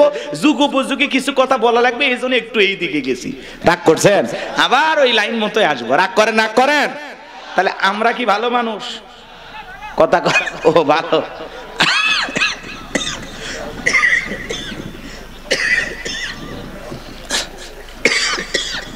আপনার স্ত্রীর সাথে যদি কেউ পরকীয়া প্রেম করে, আপনি মানবেন? যারা কথা বলে না এরা ভালোবাসা শেয়ার করবে, এরা দুর্বল পুরুষ। বলেন না কেন? আপনার বউয়ের সাথে কেউ পরকীয়া প্রেম করলে আপনি মেনে নেবেন? মায়ের সাথে, বোনের সাথে মানবেন না? তাহলে যুবক, তোমাকে বলছি, তুমি যেই নারীর সাথে পরকীয়া প্রেম করতেছো, ওইটা তো কারো না কারো স্ত্রী, কারো না কারো মা, কারো না কারো মেয়ে। তাহলে ওই নারীর দিকে কেন নজর দিলে? এটা কি ঠিক হইল? এটা অন্যায় হইল না? ওইটা তো একজন মুসলমান ভাইয়ের পবিত্র আমানত। কথা কয় না রে? এটা এক মুসলমান ভাইয়ের পবিত্র, ওই দিকে নজর কেন? জান্নাতে যাবা? পরকীয়া প্রেম করে অন্যের বউয়ের সাথে ঢলাঢলি করে জান্নাতে যাবে? ফাজলামি করো। আবার ওই ছেলে ফেসবুকে কোরআনের আয়াত পোস্ট করে, আল্লাহকে ভয় করেন। ওরে শয়তান! এরকম আছে না নাই? যুবক, এই দুনিয়ার কেউ মানবে না যে আমার স্ত্রীর সাথে অন্য আর একটা পুরুষ পরকীয়া প্রেম করুক, মানবে না। এই জন্য খবরদার। কত গরিব মেয়ে আছে, বিয়ে হয় না, যাও না বিয়ে করো, আল্লাহ খুশি হবে। কত স্বামী পরিত্যক্তা বিধবা অসহায় নারী আছে, 2-3টা বাচ্চা নেই বিপদে, যা বিয়ে কর, আল্লাহ খুশি হবে। এদিকে ওদিকে নজর দিস কেন? ভাবি চাচি খালা ফুপু এদিকে ওদিকে নজর দিস কেন? ভালো হয়ে যা, চোখটা ভালো কর। কথা কয় না কেন? কুল্লিল মুমিনিনা ইয়াগুদ্দুনা মিন আবসারিহিম। আল্লাহ বলেন মুমিনের দৃষ্টি থাকবে নিচের দিকে, নিচের দিকে। আল্লাহ হেদায়েত দান করেন। এটা জোরে বলেন আমিন। আর একটা সর্বনাশ কি? TikTok video. কথা কয় না? দেশে টিকটক আসিয়া সব গেল ভাসিয়া, সিদ্দিক সোরা নায়ক হইছে আইডি খুলিয়া, হিরো আলম নায়ক হইছে আইডি খুলিয়া। এই মোবাইলে হাই কি জাদু আছে ভাই, পোলা পান বুইজাছে, পড়ালেখা তুইলা রাখছে সপ্তম আকাশে। এখন আর পড়াশোনা ভালো লাগে না, মন বসে না পড়ার টেবিলে, মন চলে যায় ফেসবুকে আর প্রেম বাগানে। এরকম যুবক আছে না নাই? যুবক রে, এইবার দেখো কতগুলো ফেল করছে। এখন সময় বদলাছে, অটো পাঠছে প্রধানমন্ত্রী দিবে, প্রধানমন্ত্রী নাই, শিক্ষামন্ত্রী নাই, অতএব বাঁচার উপায় নাই, ওরা এখন জেলখানায় বন্দি। দীপু মন্ত্রী কোন জায়গায়? দীপু মণি চেনেন না? শিক্ষামন্ত্রী ছিল। আপা মাঝে মাঝে কান্দে, আমারও মায়া লাগে। মেয়ে মানুষের কান্না আবার আমি সহ্য করতে পারি না। কয়েকদিন আগে ইনু বলতেছে, খবর আছে তোমাদের, সময় খারাপ যাইতেছে আমাদের, আল্লাহ আছে একজন বিচার করবেন। ইনুর মুখে এখন আল্লাহর নাম ঠেলাই পড়লে বোঝা যায়। সামনের দিকে যাই বাজান গো, আমার মজা আছে যে কথা বলতে চাচ্ছিলাম, মন দিয়া শোনেন। আল্লাহ ডেকে বলে পয়গাম্বার, প্রশ্ন করলাম একটা, জবাব দেওয়া যাবে একটা? বলেন তো বাজান, পয়গাম্বার কথা বলতেছেন কার সাথে? আল্লাহর সাথে কথা বলতে মজা আছে না নাই? জোরে বলেন, মজা আছে না নাই? এরপরে আল্লাহ রাব্বুল আলামিন বলেন, ক্বালা আলকিহা ইয়া মূসা। আল্লাহ ডেকে বলে পয়গাম্বার, তোমার হাতের লাঠিটা এবার নিক্ষেপ করো। পয়গাম্বার হাতের লাঠিটা নিক্ষেপ করলেন। ফাআলকাহা ফাইযা হিয়া হাইয়াতুন তাসআ। হয়ে গেল বিশাল বড় একটা সাপ। মুসা নবী বলে, বাপরে বাপ, এই যে জাতের সাপ আমার বংশ করে দিবে। সাপ ভয়ে পয়গাম্বার ডরে দৌড়াইতে লাগলেন। আল্লাহ তখন ডেকে বলেন, ক্বালা খুযহা ওয়ালা তাখাফ সানুঈদুহা সিরাতাহাল উলা। আল্লাহ ডেকে বলে, পয়গাম্বার ভয় পেও না, আমি আল্লাহ রাব্বুল আলামিন সাপকে লাঠি বানাইছি, আবার সাপের দিকে হাত বাড়াও, পূর্বের মতো লাঠি বানায় দেব। পয়গাম্বার ভয়ে ভয়ে যখনই ধরতে গেছে, লাঠি আবার কি হয়েছে? সাপ কি হয়েছে? লাঠি হয়ে গেছে। এটা আল্লাহর দেয়া কি মুজিজা, সুবহানাল্লাহ বলবেন না? এরপর আল্লাহ রাব্বুল আলামিন বলেন, ওয়াদহুম ইয়াদাকা ইলা জানাহিকা তাখরুজ বাইদা মিন গায়রি সুইন আয়াতান উখরা লিনুরিয়াকা মিন আয়াতিনাল কুবরা। আল্লাহ ডেকে বলে, পয়গাম্বার তোমার ডান হাতটা বগলের নিচে ঢুকাও, ওখান থেকে বের করো, কোন দোষ ছাড়া ধবধবে উজ্জ্বল সাদা চমৎকার আলো প্রদর্শন করবে। আল্লাহর পয়গাম্বার তার করলেন, কি সুন্দর আলো ঝলমাল বের হয় হাত থেকে। আল্লাহু আকবার বলেন। আল্লাহ ডেকে বলে, পয়গাম্বার আমি আল্লাহ রাব্বুল আলামিন এই যে কুদরতের দুইটা নিদর্শন দান করলাম, লাঠি ফেলালে সাপ হয়, হাত বগলের নিচে থেকে বের করলে কি হয়? সাদা ঝলমলে আলো, লাইটিং। সুবহানাল্লাহ কোন, একটু জোরে কর না সুবহানাল্লাহ। একেবারে উষ্ণায় হয়ে যায়, পুরোটা আলোকিত হয়ে যায়। আল্লাহ ডেকে বলে, এই যে দুইটা মুজিজা দান করলাম, এইবার তোমার দায়িত্ব হলো ইযহাব ইলা ফিরআউনা ইন্নাহু তাগা। ফিরাউনের নিকট চলে যাও, ওই ফিরাউন সীমা লঙ্ঘন করেছে। যা বলো, ফিরাউন রে, তোর বানানো আইন আর মিশর চলবে না, এখন থেকে মিশর পরিচালনা হবে আল্লাহর আইন দিয়া। পয়গাম্বার ডেকে বলে, আল্লাহ আপনি কি ভুলে গেছেন আমি ফিরাউনের দরবারে মার্ডার কেসের আসামি, গেলেই তো ফাঁসি দিয়ে মারবে। আল্লাহ ডেকে বলে, পয়গাম্বার আমি আল্লাহ যার সাথে আছি, কোন জালেম আগুনে পোড়ায় মারতে পারবে না, পানিতে ডোবাইয়া মারতে পারবে না, ফাঁসির দড়িতে ঝোলায় মারতে পারবে না। হাজারো দিন রিমান্ডে নিয়াও ওরা মুমিনের মুখের হাসি কেড়ে নিতে পারবে না। আল্লাহু আকবার। পয়গাম্বার ডেকে বলে, আল্লাহ যাওয়াই লাগবে। আমার আল্লাহ ডেকে বলে, অবশ্যই তোমাকে যেতে হবে, নবী বানাইছে, দায়িত্ব তোমার। পয়গাম্বার ডেকে বলে, আল্লাহ আমার অন্তরে দুরু দুরু ভাব হয়, ভয় ভয়ে কাজ করে, আপনার কাছে একটু দোয়া করতে চাই। ছোটবেলায় যখন মাদ্রাসায় পড়েছিলাম, হুজুর কোরআন হাতে দেওয়ার সময় দোয়াটা পড়াইছিল, আমি ভেবে নিয়েছিলাম এটা মনে হয় কোরআন খোলার দোয়া, কোরআন হাতে নেওয়ার দোয়া। কিন্তু তাফসীর পড়তে গিয়ে বুঝলাম না, এটা কোরআন খোলার দোয়া না। আল্লাহর পয়গাম্বার মুসা আলাইহিস সালাম ফিরাউনের দরবারে দাওয়াত দেওয়ার পূর্বে আল্লাহর কাছে দোয়া করে বলেছিলেন, ক্বালা রাব্বিশরাহ লি সাদরি ويسر لي أمري واحلل عقدة من لساني يفقهوا قولي واجعل لي وزيرا من أهلي هارون أخي। ডেকে বলেন, হে আমার রব, আমার বক্ষকে প্রশস্ত করে দাও, আমার কাজকে সহজ করে দাও, জিহ্বার জড়তাকে দূর করে দাও, যাতে সহজে আমার কথা মানুষেরা বুঝতে পারে। আর আমার পরিবারের মধ্য থেকে আমার ভাই হারুনকে আপনি নবুয়ত দান করেন, তার কণ্ঠটা ভালো। সে স্পষ্ট ভাষায় কথা বলতে পারে। আল্লাহ ডেকে বলে পয়গম্বর দোয়া মঞ্জুর হয়ে গেল, তোমার ভাই হারুনকেও তোমার দোয়ার কারণে নবুয়ত দান করলাম, যাও দুইজন মিলে ফিরাউনের দরবারে দাওয়াত দাও। পয়গম্বর মুসা আলাইহিস সালাম তার ভাই হারুন আলাইহিস সালামকে নিয়ে ফিরাউনের দরবারে চলে গেল। সেই কথা আল্লাহ রাব্বুল আলামিন বলেন ওয়াকালা মুসা ইয়া ফিরআউনু ইন্নী রাসূলুম মির রাব্বিল আলামিন। মুসা আলাইহিস সালাম ডেকে বলেন হে ফিরাউন, আমি বিশ্বের রবের পাঠানো একজন রাসূল, হাকিকুন আলা আল্লাহ আকুলা আলাল্লাহি ইল্লাল হক কদ জিতুকুম বিবাইয়িনাতিম মির রাব্বিকুম ফাআরসিল মাইয়া বানি ইসরাঈল।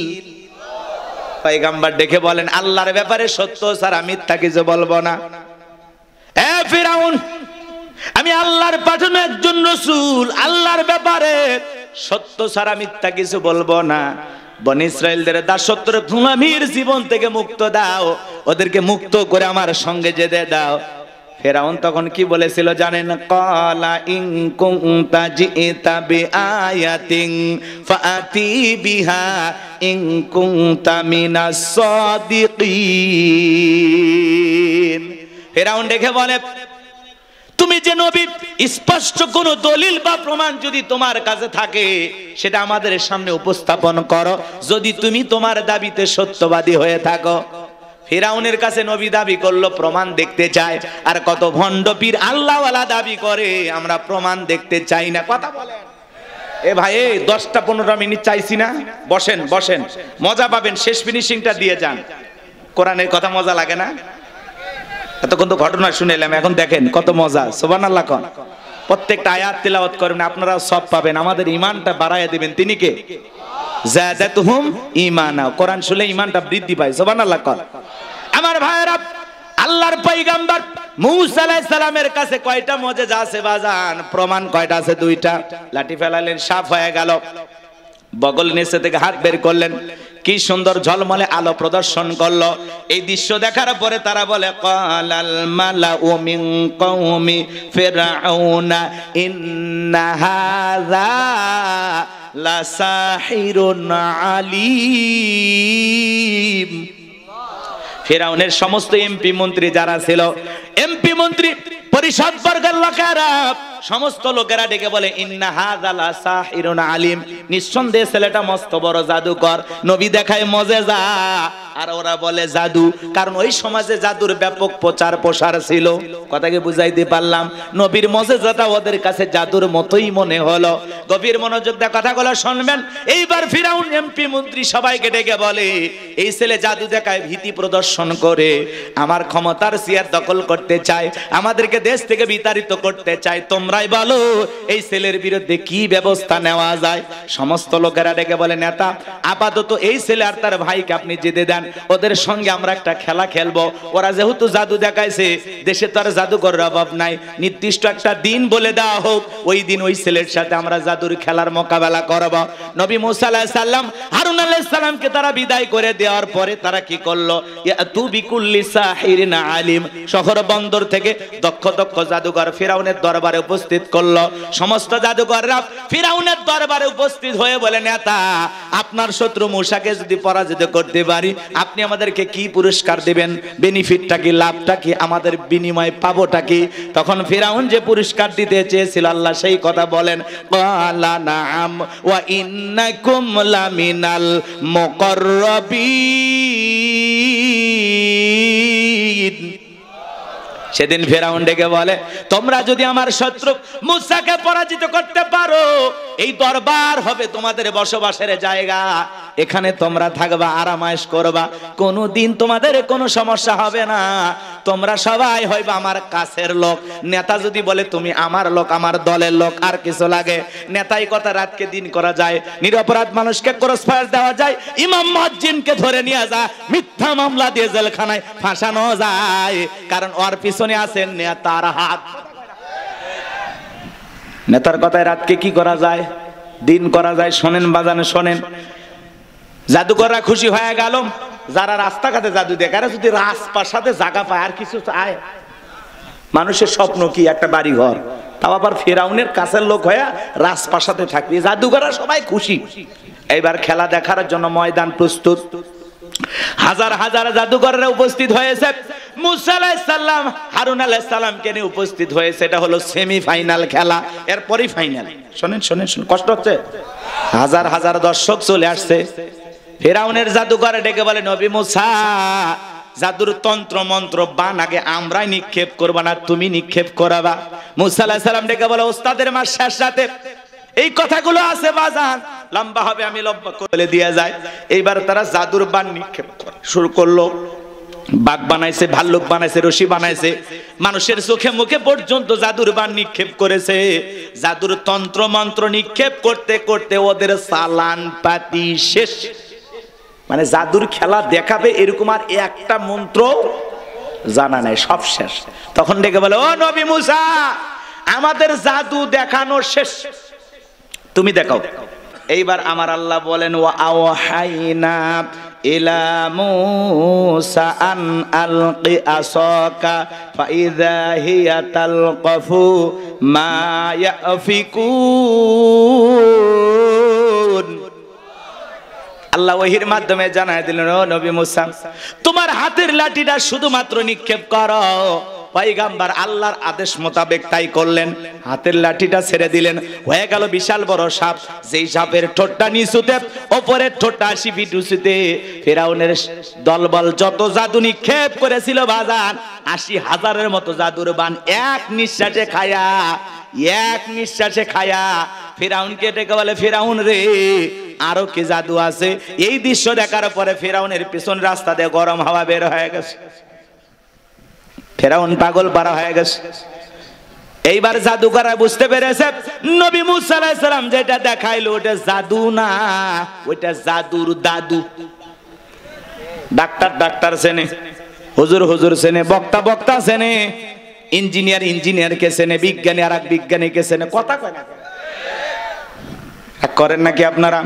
ব্যবসায়ী আর একজন ব্যবসায়ীকে চেনে, নেতা নেতা চেনে, স্বর্ণকার আর একজন স্বর্ণকারকে চেনে। জাদুকররা বুঝতে পেরেছে কোনটা জাদু আর কোনটা জাদুর দাদু। ওরা বুঝতে পেরেছে। তখন ওরা বলতেছে, মুসা আলাইহিস সালাম যেটা দেখাইলো এটা জাদু না, যে আল্লাহর কথা বলে, যে রবের কথা বলে, নিঃসন্দেহে আল্লাহর কুদরতি শক্তি। এটা জোরে বলা যাবে না, আল্লাহু আকবার। তখন তারা কি করলো? ওয়া উলকিয়াস সাহরাতু সাজিদিন, সিজদায় মাথা নত করলো, ঘোষণা করলেন, ক্বালু আমান্না বিরাব্বিল আলামিন রব্বি মুসা ওয়া হারুন। জাদুকররা বলল, আমরা ঈমান আনলাম বিশ্বের রবের প্রতি, যিনি মুসা এবং হারুনের রব, প্রতিপালক আমাদের। আল্লাহু আকবার বলেন। এইবার সমস্ত জাদুকররা যখন ঈমান আনল, তারা যখন মুসলমান হয়ে গেল বাজান গো আমার, ফিরাউনের মাথা গরম হয়ে গেল। ফিরাউন তখন ডেকে বলে, আমার অনুমতি ছাড়া তোমরা ঈমান গ্রহণ করলাম, আমার অনুমতি নিলা না, তোমাদের শুলিতে চড়াবো, ফাঁসি দিয়ে মারবো, তোমাদের খবর আছে, তোমাদেরকে দেখে নেওয়া হবে। নতুন ইমানদারা যারা ঈমান এনেছে ওরা বলতেছে, জালেম ফিরাউন শুনেনি, তোর মতো জালেমের সামসামি করে মরার চাইতে ঈমান এনে মরাই ভালো। বলেন আল্লাহু আকবার।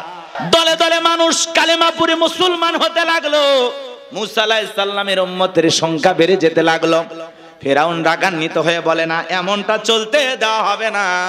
সে তখন বিশাল বাহিনী নিয়ে আল্লাহর পয়গম্বর মুসা আলাইহিস সালাম এবং তার উম্মতদেরকে হত্যা করার জন্য বাজান বিশাল একটা বাহিনী নিয়ে তাদেরকে আক্রমণ করেছেন।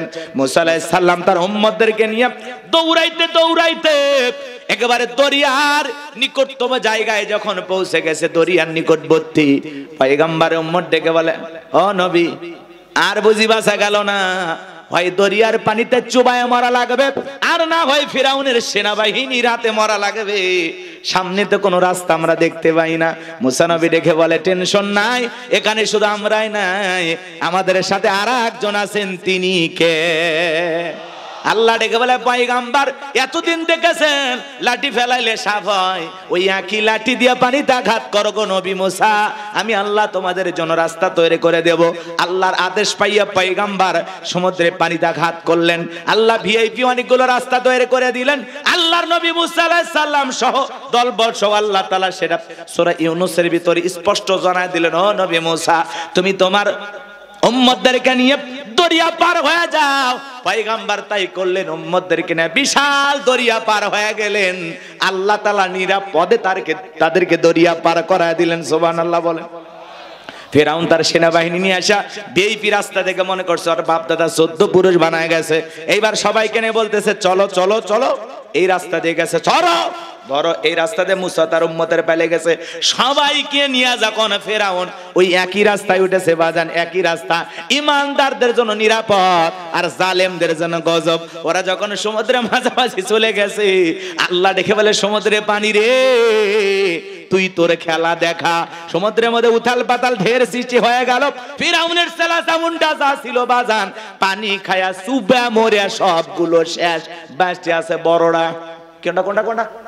বড়টা বেঁচে আছে। ফাইনাল খেলা শোনেন শোনেন এইবার বাজান গো আমার, এই জালেম ফিরাউন মৃত্যুর পূর্বে আল্লাহর সাথে কি নাটক করতেছে জানেন?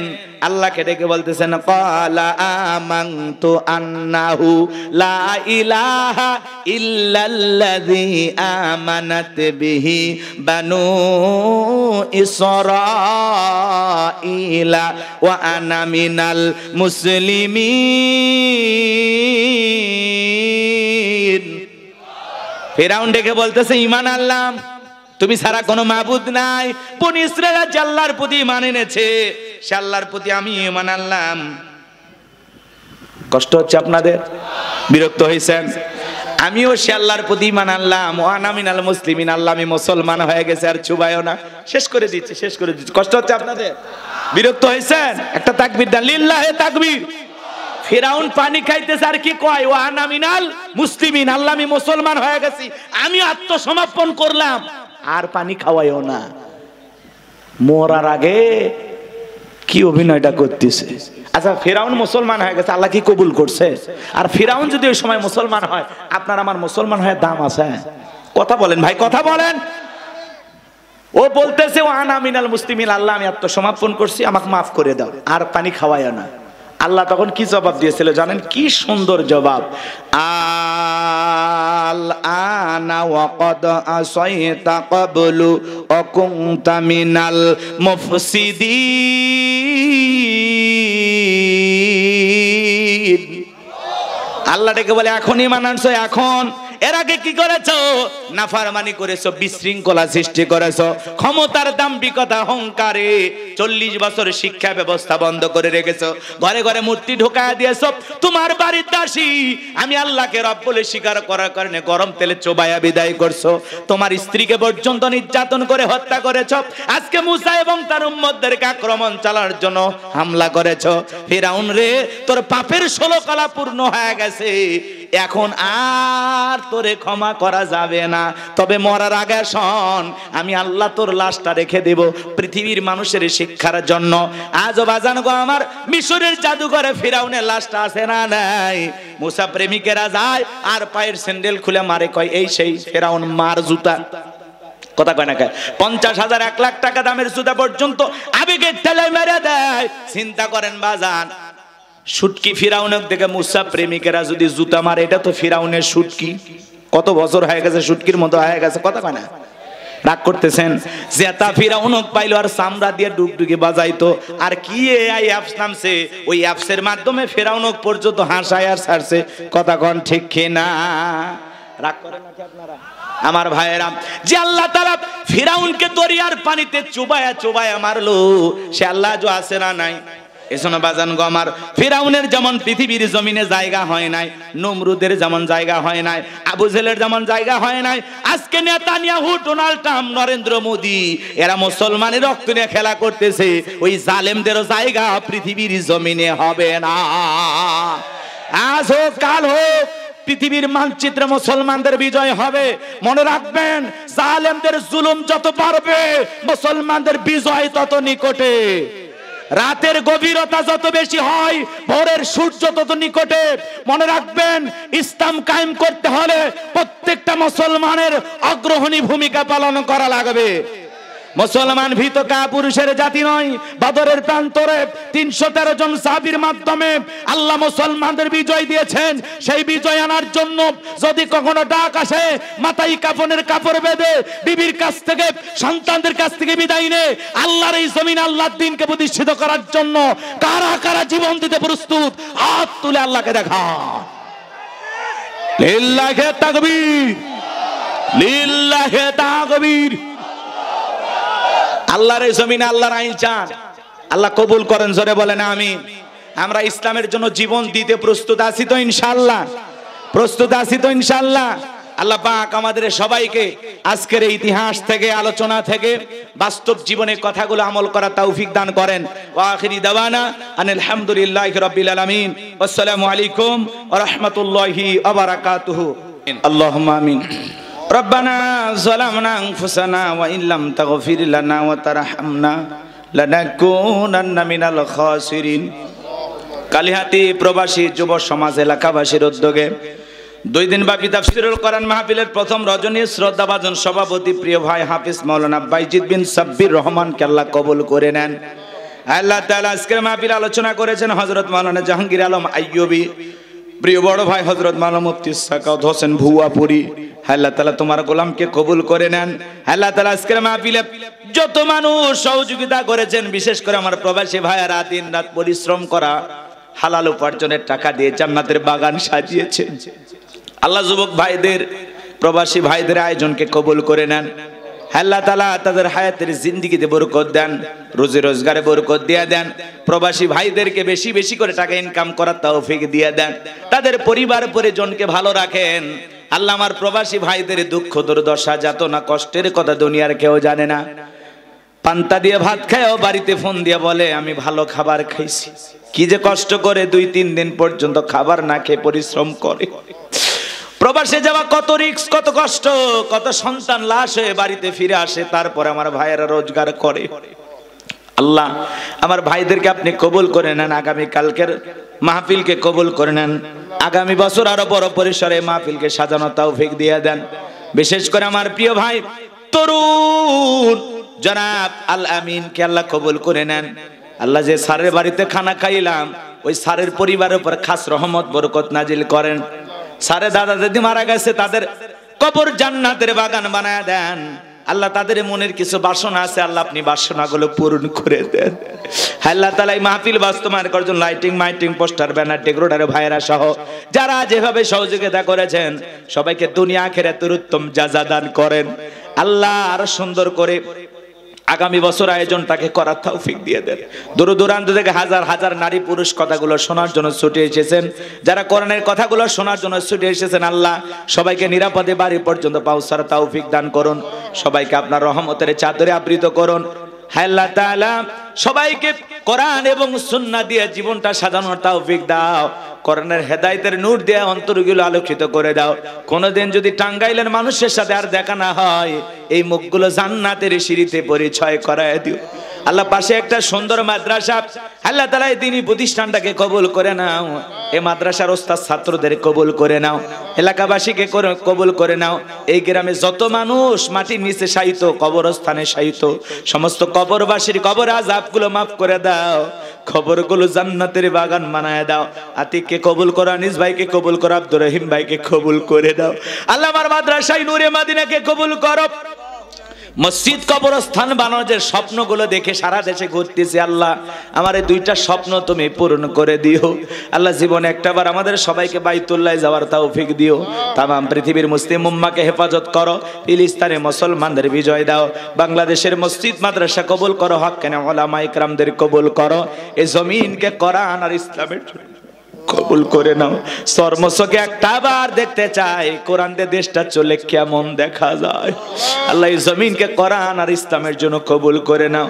আল্লাহ তাআলা সাবেক মেয়র অসুস্থ, শেফায়ে কামিল আজেলা দান করো। অনেকে দোয়া চেয়েছেন নাম না জানা, প্রবাসী ভাই সহ এলাকাবাসী সহ যারা যে আশায় দোয়া চেয়েছেন সবার আশাগুলো পূরণ করে দাও আল্লাহ। প্রবাসী ভাইদের যে চিন্তা ভাবনা দেখলাম আল্লাহ, এত সুন্দর তারা ভাবনা করে রেখেছেন, এলাকার মানুষের সেবা করার জন্য একটি সুন্দর উদ্যোগ নিয়েছেন আল্লাহ। এই উদ্যোগকে আপনি কবুল করে নেন।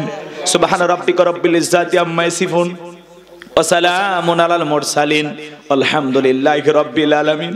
আল্লাহ, আমরা নফসের ধোঁকায় পড়ে দুনিয়াতে অনেক গুনাহ করে ফেলেছি আল্লাহ, আমাদের সকলের তামাম জিন্দেগির গুনাহগুলো মাফ করে দেন আল্লাহ। এমন জায়গায় বসে গুনাহ করেছি দুনিয়ার কেউ জানে না, আপনি জানেন আল্লাহ। আমাদের সকলের তামাম জিন্দেগির গুনাহগুলো মাফ করে দেন। আমি স্যার আপনার বান্দার অভাব নাই, কিন্তু আপনি স্যার আমাদের আর কোনো আল্লাহ নেই আল্লাহ। আমাদেরকে আপনি মাফ করে দেন